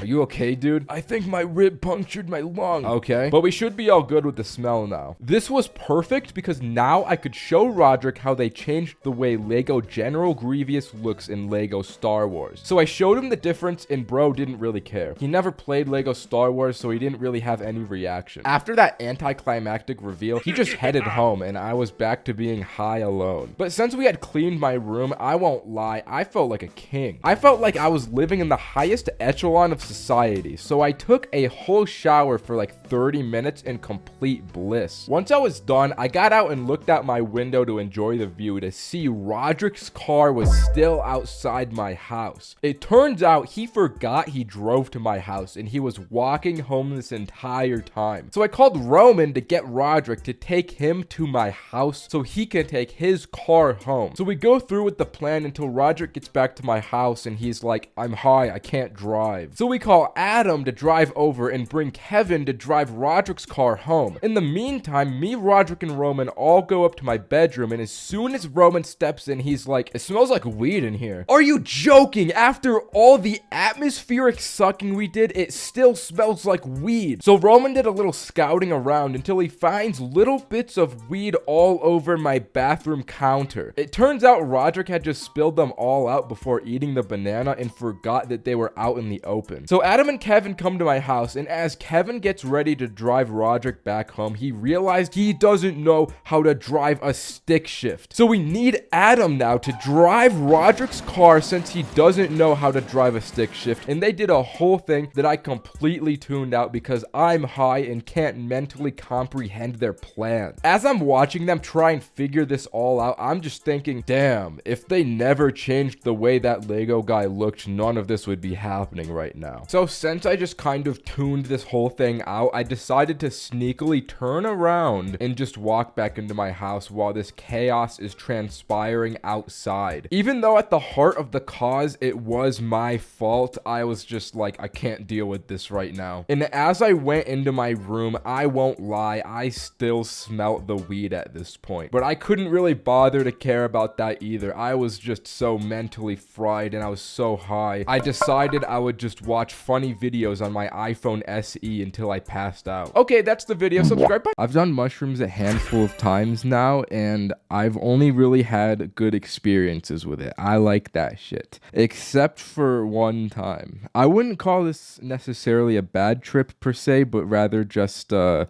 little freaky at times. I was chilling with my two boys. We'll call them Roderick and Cole. It was a Friday, September night at Cole's place with the good vibes and that good gas we was smoking. There's not much to say about the beginning of this night because it was before some of the more memorable moments happened, but I do have a little voice memo from it that I can play. We're in the kitchen right now and Stop doing The lights are off and there's a blue light emanating from Cole bedroom, and I'm walking into the light.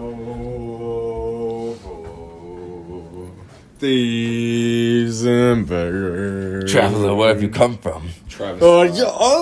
This is Skyrim. Eventually into the night, Cole brought out some mushrooms, which we had not discussed doing beforehand, and I was not entirely prepared for. He was like, yo, boys, we gotta do these shrooms, and we were both game. A little thing about Cole's place is that he lives on the top floor of his apartment. So best believe we were feeling bougie with the supreme views. We were staring out the window, looking down at the street when the shrooms hit it. And combined with the weed, it just sent us. I guess staring out the window was starting to give these boys some ideas, because Roderick was like, bro, we should go for a walk. Which sounded good in the moment, but in hindsight, it's kind of a bad idea to walk around town late at night on mushrooms and completely baked.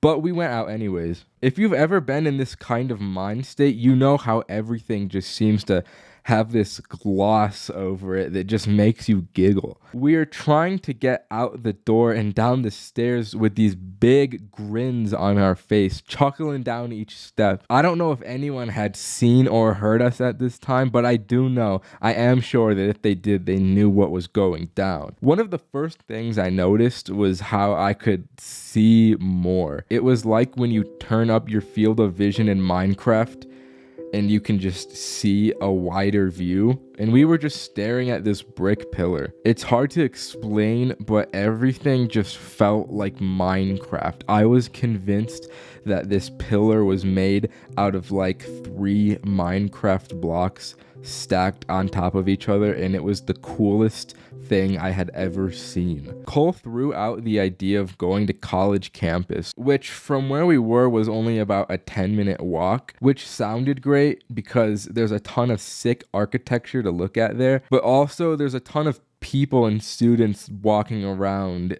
But you know, what's the worst that could happen? So we were down. We had the objective. We have to get to campus. The particular neighborhoods we had to walk through to get to campus were very hilly, which my mind liked a lot. I don't know why, but I kept saying, bro, this is like Disneyland, bro. This is just like Disneyland, bro. And then this lady sprints right past us. We didn't think any of it at first, but then a few minutes of walking later, there were these 3 big homeless dudes walking in the same direction. In hindsight, I don't think these people were following her, considering how slow they were walking and how far away they were, but my mind made a connection. I was like, wait a minute, I think we just walked past a situation. And my boys were like, yo, I think you're right. I think that was a situation. So we felt the need to bring justice upon these people and intervene. We gotta help her out. But then I looked at these homeless dudes. These 3 homeless dudes were all bigger than the 3 of us. And in that moment, these homeless guys were not just homeless guys. They were predator and I was prey. I felt like an animal looking at these people. These dudes could end me in an instant if they wanted to. So I turned around and I went the other way. And there it was. On the top of this hill was a full view of the college campus. It was so bright and welcoming. It was my saving grace from whatever had just happened. Walking onto campus, Cole started to get really into the architecture. And to be fair, it is really nice buildings. It does look cool. But he was like really into it. He was running around the place and he wanted to see all of it. But considering what had happened prior, that just wasn't an energy level that I could match him on. Eventually, going through campus a little deeper, we found that there was an entire amusement park that we didn't know about. I guess it was homecoming night and they had set up Ferris wheels and little rides. It was crazy and none of us knew about this. All those lights from the rides you would think would be so appealing to my shroomy brain, but since it was later into the night, only the workers were really around and they were in the process of taking down the rides, which kind of gave off this creepy abandoned amusement park vibe, which is never a good vibe to be in. So as we walked through the park, I noticed that one of the workers, he looked a little familiar to me. So upon closer examination, I recognized him as my own flesh and blood human father. This was my dad. He was just there. I guess he was just working some random job that I had no idea about, but my mind freaked out. I did not want to speak to my dad while I was on drugs, so I did this awkward speed walk thing to get away, but not too fast because I didn't want to bring attention to me, but you know, just like kind of a little walk. I swear I got within like a foot of him and he did not notice. It was a close call. At this point, I just wanted to go home, bro. Roderick was really just chilling. He was just having a good time, and Cole was still acting like a goddamn fool. This dude started dancing around while we walked around the campus with no regard to the people passing. It was sus.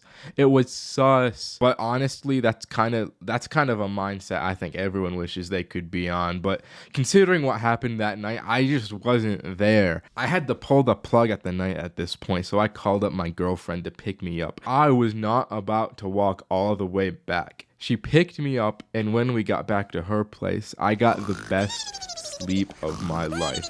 I was so relieved that I was in bed, it felt unreal. Despite the hectic night, we still got the good ending. If you're ever under the influence of shrooms, I would personally refrain from going out into populated areas for your walks. You can still go outside, I just stick to trails and like forest type walks. And if you start to freak out a little bit, make sure you have a girlfriend to call and pick you up. And if you don't, I'm not surprised. But these big old doohickeys are notorious for being the kings of smoking equipment. Just look at this list, it's at number 1. And it's for a good reason. Anyone who's ever used one knows just how lethal a few hits can be. And I did 10 big hits living to tell the tale, baby. I was in a smoke competition with this guy that is genuinely unhinged and vile as a person, but we'll get into that. It all started in one of my stacked classrooms. I had Roderick, Adam, Roman, need I say more? But there was one unnamed mystery individual in this class as well. No one knew him, but also everybody knew of him. He'd always be dressed up extremely classily. He had this pot hat he always wore. He had those anime hoodies and his classic lightning bolt Crocs. The dude dressed so loudly despite never speaking a word once, until Roman did his talking to strangers thing and came up to the squad like, "Yo guys, I talked to the Croc guy, he seems kinda cool, I'm gonna hang out with him." But then "I'm gonna hang out with him" quickly turned into "we all hang out with him," because the three of us were just too curious to meet this guy. We had to be there. So the plans were made, of course, at Adam's magnificent property. The day had come and the boys were all dressed up head to toe for Croc Guy's arrival. As he burst through the front door, we were all pleasantly surprised to see he was still sporting that iconic look. Considering his hat, we wasted no time to get to the point. "You wanna smoke?" Sure. So we get the equipment and all tiptoe downstairs ready for smoke time. "So how often you smoke that epic, bro?" Just about every day. "Oh, alright, so you think you can do more than I can?" Well, why don't we find out, huh? So I grab that thing, take a hit, and pass it over to him. It goes around its rotation about 3 more times before the big man Adam has to tap out. 2 more rotations, and Roderick taps out. Then ultimately, once we get to the 7th hit, I look over at Croc Guy, and he says to me, I can't do this anymore. So me and Roman do a celebratory dance to commemorate victory. "I feel on top of the world! We need to go to the gym!" So we go into Adam's home gym. Like I said, he's got quite the estate. And me and Roman start hitting this punching bag with no remorse for our hands. In the face of success and 7 bong rips, there was no pain to be felt. But Roman must have had some serious demons because he took it pretty far, but he's the unhinged one, so it's not unexpected of him. After we broke our actual hands, we walk back over to meet with the group downstairs. But it's important to note out, as we walked back, I was walking behind Roman. We were met at a crossroad where going left would lead us downstairs, which was where everyone was, but going right would lead us to Adam's bedroom, where I could swear I heard some kind of noise from. But I had thought that everyone was still downstairs. Did they come up to Adam's room? Roman didn't hear this, so he kept walking without realizing I had stopped behind him. So I turned alone and walked towards Adam's bedroom, and as I walked in, I see the croc guy laying on the floor, but I didn't see anyone else. Yo, what's up? No response. I walk closer, and I see he's passed out in a weed coma of some sort. But as my eyes wander down, I see the croc guy is, exposed. I'm frozen for a moment before I slowly just walk out of the room to not make a noise. Bro, what was that? I knew we should have never hung out with the croc dude. Oh my god, I need to tell everyone else about this right now. Once I got downstairs, I see Roderick freestyling and I freeze up again. Being as high as I was, I realized it would be pretty awkward to explain the situation to them. So alternatively, the plan was to naturally lead them into finding out themselves. But before I said anything, there was one absolutely fire bar Roderick said during his freestyle, which went along the lines of, "She didn't want to fuck me, but she should have." After that heat was spoken, I said, "Guys, let's all go upstairs." "Okay, but let's smoke more." So we do the bong rotation 3 more times before going upstairs, and I'm just hammered. I am smashed from these hits, dude. As we walk up and towards the room, Roman yells out, "Bro, we need to go to the pool. I want to see what the water looks like." So the great croc guy reveal was delayed while the 4 of us sit by Adam's pretty sweet indoor pool. But to be honest, because of all those extra bong rips, I kind of forgot at this point the trauma that I had seen earlier. Something had snapped inside of me just out of nowhere at this pool because I'd start talking to myself. "We're going to war, boys. This is gonna be the end." "What are you talking about, bro?" "We're in the cryopod, bro. We're freezing ourselves in the cryopod before we go to die at war on the fire planet." "You're on something else right now." "Yeah, I have no idea what he's talking about." "Tell me, should I die for my family or for my country?" "Definitely the country, bro." "Yeah, definitely. When I'm out there, I don't have a family." I just created an entire headcanon in my mind that we were these space soldiers. I don't know where it came from, but it was funny. "We should leave the pool. Roman, that was a shit idea." As everyone left, I kind of lagged behind for 30 seconds or so before I got up. And because of that, I exited out of the wrong door because I'm directionally impaired. I ended up on the other side of the house in the living room. There was jazz playing, the Christmas tree was set up, dim lighting. This was the absolute peak environment to be in. So I sat down for a minute alone to take in the environment when my peace was suddenly interrupted by screaming at the other end of the house. Then I finally remembered that atrocity in Adam's bedroom that I forgot about, but I didn't bother to go over there since the situation I was in was just too good. So I just laughed about it alone from a completely different end of the house while my 3 friends just went through torture. I couldn't be bothered when I was this high and cozy. Eventually, I just kind of fell asleep and the boys handled it. I don't know what exactly they did to the croc guy, but whatever happened was surely a solution. Okay, that's the story. Subscribe. At one point, we've all consumed more substances than we can take and lost some sort of bodily function. Whether that's the loss of literal control over your body or the loss of your mind, so you just act on all of your primal monkey thoughts, either way, something is lost. So even if this story is the highest I've ever been, if you've watched me for long enough, you'll know that the only thing that I lose is my shame. I have an ability to hard body substances without ever dropping. So at least originally, this night was going to be planned as a mushroom trip between me, Roman, Adam, and Roderick. And I'll just skip the scene setting because I know you just want to see the drugs. So me and Roman pick up 6 grams of shrooms, stop by the Holy Land for snacks, arrive at Adam's luxurious estate, and get inside to prepare for the Ninja content farm. Also, Cameron was there too, so let's not forget about him. Round of applause for Cameron, although he was going to be sober and exclusively doing homework on his MacBook this night. "So you got the stuff, my brethren?" "Yeah, bro, I got it right here. Let's just bust this bad boy open."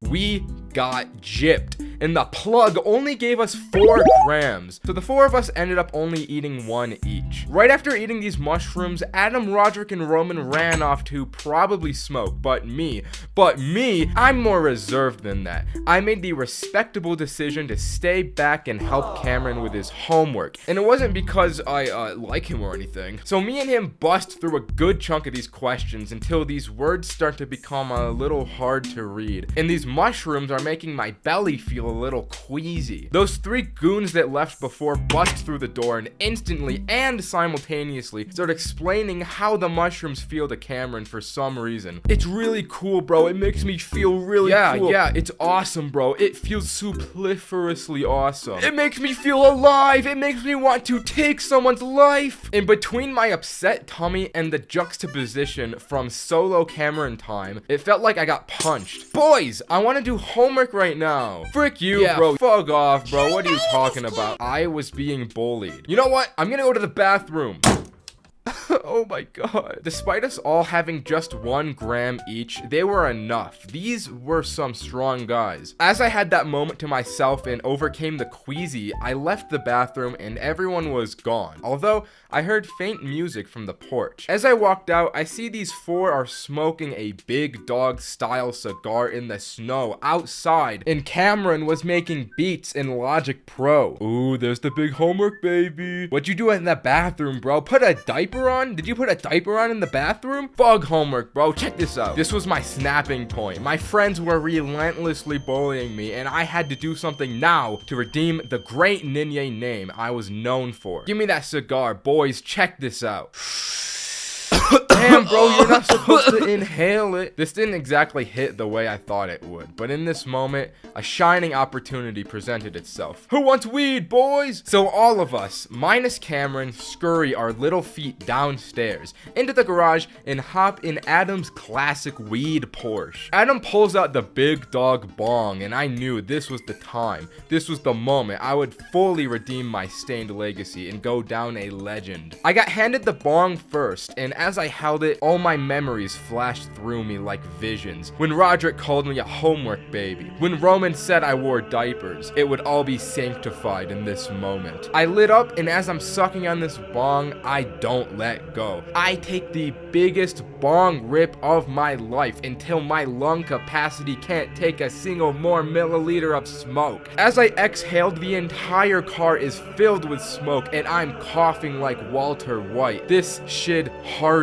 Afterward, I just lay down in the back of the car while my body recovered. The bong was passed around a few rotations, but I couldn't take any more, so I just waited until we all finally got out. And once I stood up, I realized how high I was. So as we all stumble back to the bedroom, I go up to Cameron and I ask him, "Bro, let me see the laptop, bro." I had a golden joke cooking. I sit down with Roman in an attempt to open Google Images, search for Patrick Bateman, and my joke was gonna be that I said that was Cameron doing his homework. But I only got to search Patrick in the search bar before I hit enter, which brought up Patrick's star, which had this image from an Amazon link to a Funko Pop that the 2 of us found a lot funnier than the original joke would have been. But then I took it further by clicking on the image, bringing me to Amazon where I bought it. I bought the Funko from Cameron's laptop on his account with his card and shipped it to his parents' house. I was on fire. I was in my element here. Then Adam brings out the vodka and I'm chugging that thing like a Division I football player. Then Adam brings out the canned wine and I'm chugging those things like a Division I football player. I had completed the holy trinity of substances: earth, water, fire, but I was missing air. And I don't normally do this, but I start ripping Roderick's vape. And with all these substances combined into me, I was just like Avatar Aang. I guess my mind was still on SpongeBob because I really wanted Cameron to play the outro song from SpongeBob on his MacBook. But the video Cameron brought up wasn't just the SpongeBob outro. It was, I put the SpongeBob outro over the end of humanity. And as soon as this video came up, I had another golden bit to come to me. One that would even top the Funko Pop one. Cameron, hold your laptop up so that everyone can see. Boys, this video is something I've worked very hard on over the past few years, and I'm so happy to finally have it come to fruition. You didn't make that, bro. That's a YouTube video. They want you to believe that. But let me continue. As you know, my YouTube channel has grown at an extremely fast rate recently, and I wanted to celebrate the monumental achievement of 200,000 subscribers with a celebration that's fitting. So I've planted 200,000 bombs across New York City, and what you're seeing now is live drone footage broadcasted from my channel. But it's not just New York. The more subscribers I get, the more bombs I plant, until even we are engulfed by fire and explosion. It's just my way of saying thank you for all of the support I've received thus far. As you can imagine, that bit killed it. I could confidently say that my name was saved from the disaster of earlier that night. I walked out of the room and into Adam's library, basking in glory. Like I said, he has a luxurious estate. He has a library. And still vaping, I sit on his oversized reading throne until I passed out for the night. Okay, that's the story. Subscribe. Bye. I haven't gotten high in school very often, and anyone who has gotten high in school would know why. It always sounds like a good idea at first, but in practice, it can be so goddamn scary. Now, this story isn't just about me getting high, but instead the whole squad was smoking in class. And under those circumstances in mind, you know shit had to have gone down, and it did. So it was the first day back to school from summer break, and it was the morning of that day before the classes had started. As the nature of the first day of school goes, I was pissed off, and so was my boy Roderick, the same guy from the mushroom story. We were pissed we had to be back in this place, but it also was sick to see everyone I didn't see over the summer. So we were greeting everyone in the grade, catching up in the hallways, when none other than the man himself, Kevin, comes through the doors, beelines straight to the two of us and whispers in our ears, "Bro, meet me in the handicapped stall real quick. I got something to tell you." Which, may I add, is an insane way to greet someone on the first day back from summer break, but we followed him into the bathroom to see what was up. As we walked in, Kevin is standing on the toilet like he is about to give a speech to us and says, "Guys, none of the three of us want to be here. Wouldn't you guys agree?" And we nodded our heads in agreement. "Then why don't we go somewhere else?" And this guy pulls out not just one, but 3 different wax pens, and our mouths are agape. Keep in mind, I rarely smoked at this time, so to see not just one, but 3 wax pens that this dude had brought into the school was the craziest thing I had ever witnessed. I was like, no way we're smoking right here and right now. And Kevin said, "Not yet. See, I've been dreading the first day of school for a long time now, so I've thought up a way to make it a little more interesting. I want to play a game. We each carry a pen on us for the entirety of the day. Every time somebody says some dumb shit, you have to take a hit. And if you don't get caught all day, you get to keep the pen. But if you get caught, you owe me $50. In one moment, I was going about my ordinary day in school, and in the next, I'm choosing which pill I'm gonna take, and you know I took the green pill, and so did Roderick. I won't lie, the speech had us getting hyped in this bathroom stall. If anyone was in the bathroom at the time, I feel like they probably would have gotten the wrong idea. But anyways, we had to plan our day. We all brought out our schedules to see which classes we shared. I shared Spanish with Roderick, math I was with both, English I was alone for, and study hall I had the 2 of them again. But the bell rang and me and Roderick headed over to Spanish and departed from Kevin. As we walked into the classroom, we agreed we wouldn't sit next to each other, so if one person came down, the other wouldn't come down with them. And it would be easier to stay undercover, so we both sat in the back corners of the class. The class started and the teachers were going over the syllabus when this kid raised his hand and asked, "When we get our assignments, do you want our names in English or Spanish?" Me and Roderick just stared at each other from across the class after that. We knew what we had to do. As soon as the teacher turned around to the whiteboard, we took a hit, but then she turned around and we just had to hold in the smoke until she turned around again. And once I did, I started coughing loud. I couldn't hold it in that long. So I crossed my arms and put my head down, and no one thought anything of it, but it was close. The class went on and we got out of that one safe, although those wax pens, if you've ever smoked them before, hit hard. So even though I only took one hit, I was already feeling it as we walked to math. We got to the class first, and as Kevin walked in, he looked so fucked up. I was like, bro, what happened to you? And all he replied with was, it was Liam, bro. And then just took a seat before I could respond. Lord have mercy on his soul. Let me tell you, math was a dreadful class to get through. Not because of the challenge. We didn't even have to smoke once during this period. It was just the munchies, bro. Lunch was the next period, and I was fiending for that school lunch. The most entertaining thing that happened to that class was that I sat across from Kevin, staring him straight on, and he just kept nodding out of existence and coming back. This guy was on another planet, and it was only 10 in the morning. Once lunch came, I spent like $20 on snacks, but they were all out of the vending machine, which was a process I did not have the patience for. Waiting for the food to come down just felt like an eternity. The squad linked up, and I tried to get more information on what happened to Kevin during first period. Can you elaborate on what happened to you earlier, bro? Liam, bro, he had to introduce himself, and he said he likes kids.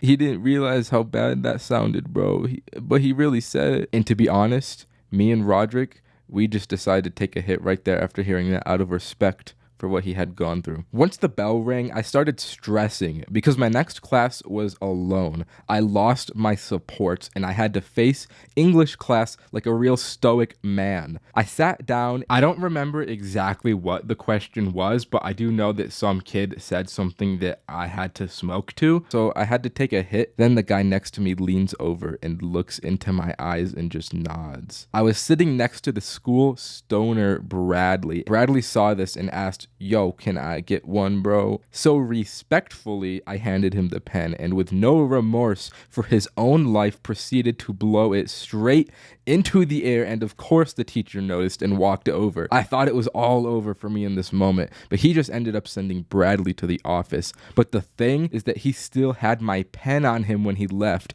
This guy, 200 IQ, outplayed me and purposefully got sent to the office so he could take the pen for himself. I don't know if that was actually his plan, but that's just what it seemed like to me. Once English ended, I walked into study hall, and this part was the hardest part of the challenge to overcome. If you've had study hall before, you know how silent the class is.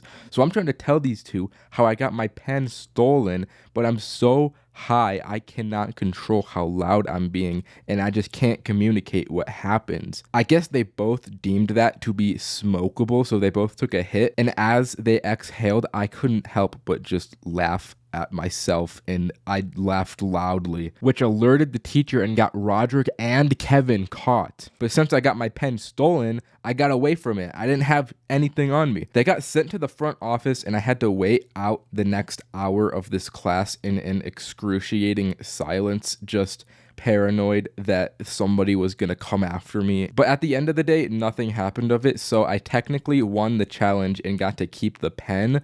But since it got stolen, I really just got nothing. But I'm glad I won though, because if I had lost, I would have had to fork over $50 and a new pen. So I dodged a bullet there. So while I didn't get anything, at least I didn't lose. Doing acid is a wild experience that I tried to peer pressure all of my friends into doing with me. My first time was just 1 week ago when I made an epic phone call. Yo, Roman, I've got a proposal. Yeah? What's up, massive legend? We gotta take acid so I can make a video about it. Instantly, I knew Roman would be on board because he lacks impulse control. Now that I had someone on board, I could make this a thing and everyone I know would drop LSD with me. Or so I thought. Nobody else actually wanted to do acid, but I did get Cole to trips it for us in case anything something went wrong. When the day comes, we all meet and we make the moves required to acquire the stuff. I call the plug like, let me get some of that good lysergic acid dithylamide, boy. We drive over, both get a tab each and drive back to my place. We thought one tab wouldn't hurt. This is like probably the adequate amount to do. But even for a big guy like me,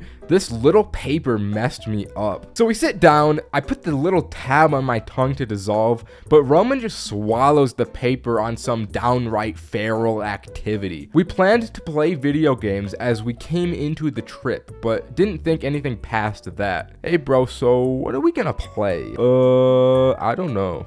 So we go to the PlayStation store and we come across this game called Funny Truck. This is the exact type of game you want to play when coming into an acid trip. This game went so hard. We're playing for like 30 minutes until we start to feel the effects, and Funny Truck really starts to live up to its name. The colors are a little more vibrant, our moods are boosted, and all these jiggly little people in the truck are the funniest goddamn thing we have ever seen. We keep playing the Funny Truck game for some time until Roman hits us with the, bro, we need to play some music. He stands up to play the music, but he just stands there without moving. So I stand up too, and I'm like, shit, everything is moving. I'm gonna go get the Alexa. I go get that thing, come back, and Roman still hasn't moved. I walk over to him and just hand him the Alexa orb, and he's like, what's this? The Alexa, bro. You play the music on it. So he repeatedly says, play Drake,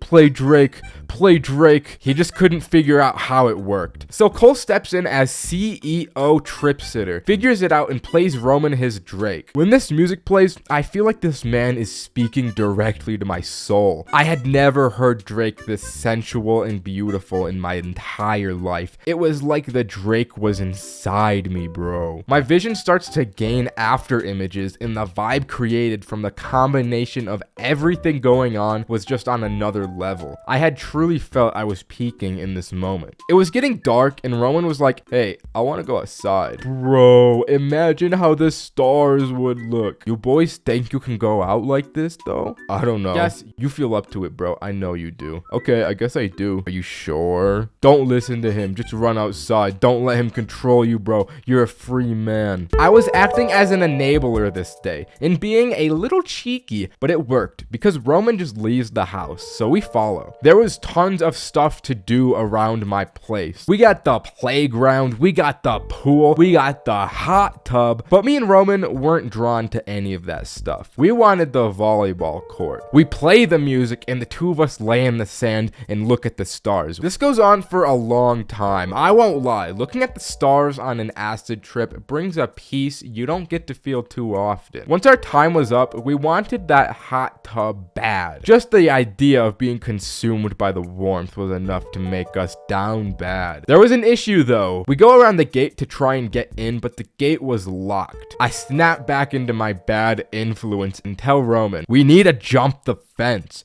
There's no other option. He jumps the fence, then I jump the fence. And Cole is like, alright, I'll just stay out on the lookout for you guys. As we enter this hot tub, our lives change. We get onto some real homogeneous mixture type shit because the two of us just fuse into the water. It felt like there was no barrier separating our bodies from the liquid. The three of us see a car driving past and we're not gonna take any chances. So the two of us jump out of the pool, over the fence, and back to my place where the Drake and Funny Truck are still going. I'm like, guys, we're in a time loop where we have to listen to Drake forever and play Funny Truck. Honestly, that doesn't sound that bad to me, man. So the night continues in what is essentially heaven, and the three of us game on acid. We ordered food at one point, and let me say, I got ripped off so badly. I ordered a medium Coke from McDonald's with a $10 edition of Freestyle orange flavor. And it was no different than a standard Coke. Does anybody know what Freestyle orange flavor is? Anyways, that's the story. Subscribe. Bye. Boys, I don't know what went wrong in the world, but somewhere in Atlanta, I imagine some business dudes were probably like, the nationwide epidemic of kids addicted to their vapes is genius. We need to hop on the wave for that bag. Any ideas? I've got an idea. Let's hear it. Okay, imagine a whippet Yes? without the whipped cream, Yes? with tons of fun flavors, Yes? marketed as a whipped cream dispenser so we can legally sell it. You're a genius! The kids are gonna love this! And somehow Lil Business Dude was right, because that stuff got into Walmarts across the country. From there, all it took was Kanye and Lil T picking it up, recording a TikTok, and sending it out into the world. And now the epidemic of Galaxy Gas has taken over. But Ninja, Galaxy Gas sounds out of this world. For real, haven't you seen Rick and Morty? Alright, this ain't no Pickle Rick, because the price of smoking this low-key makes you tweak out Golden Freddy style. Because when you really break it down in life, there's a cost to everything. That'll be $39.99, sir. Like, hey, when you scroll brain rot, you pay in your attention span. When vaping, you pay in lung capacity and aura. Hey, you need to pay for that. And when inhaling a canister of Galaxy Gas, you pay in IQ points, literally killing your brain cells. And also your aura. Excuse me, sir, did you just murder that person? Oh, not to get real scientifical, but Galaxy Gas is just flavored nitrous oxide, aka the enchanted whippet, aka laughing gas. Oh, I love laughter. But this shit ain't nothing to laugh about, dog. It's probably like a 5 on the lethality scale. You need the vape and skibbity toilet crafting recipe, because this shit is literal canned brain rot. Oh, I love Skibbity Toilet. You are beyond saving, bruh. This shit literally causes hypoxia By depriving the brain of oxygen and killing brain cells? Don't believe me? Here's a correlative chart of people doing Galaxy Gas with the performance of the Ninja YouTube channel. With all that being said, this stuff is still making rounds with the youngins. Fiends are lined up outside Walmart or getting that Bezos special on Amazon to try this stuff. It seems people just love getting that dopamine fix no matter the cost. It's almost as if intelligent life was a mistake and it wants to go back. You know what I'm saying? Call it the orb of confusion, the way it makes your brain slowly die. And I ain't no doctor, but kids huffing nitrous oxide and killing their brains in school has got to be worse than sucking vapes and killing their lungs. So I got a real life doctor to fact check me. Oh yeah, the fucking lungs aren't as important as your brain. Now realistically, the only people doing Galaxy Gas are dudes that want to try it once out of curiosity, regular users with genuine brain damage. There's a few people in wheelchairs from nerve damage, Kanye West, and lastly, me, exactly 2 weeks ago. But Ninja, you can't do Galaxy Gas. You just told us how harmful it is. Alright, listen, if I'm gonna start barking about this, I gotta be willing to bite. For investigative sake, I've put my life at stake here to see what the hype was about, and if Galaxy Gas is truly as harmful as people say it is. So locked in at Walmart, I start looking around for some Galaxy Gas. But like, where the fuck do you even look for Galaxy Gas? I don't know if this is in the culinary aisle, the pharmacy. My fat ass big back was in the bakery. So I go up to the employee like, yo, do perchance you guys potentially have a canister of Galaxy Gas in stock? Which is already top 3 humiliating bum moments of my life. Next to when I close Instagram Reels, only to immediately open the app again. And when Twin found out that Ninja was fucking with the school boss. So Walmart dude's like, the fuck is Galaxy Gas? He looks it up in the little Walmart inventory doohickey and turns out that stuff is sold out. If you want, man, I can have it shipped to the store. And this may have been the top 1 degenerate bum moments of my life. But I chose to ship Galaxy Gas to Walmart. And 2 days later, I woke up bright and early with a smile on my face and the birds chirping in the windowsill combo. Chirp, chirp, chirp. Life was feeling all sunshine and rainbows because I knew a fresh canister of Galaxy Brain Rot was waiting for me at Walmart. So I head over and acquire that stuff, finally able to see what all the hype was about, and finally able to see if this would be the end of my life. But I wasn't about to die alone. I had to make this an event and gather the whole squad together. We're all standing around this canister like, guys, I think we all know what we should be doing first here.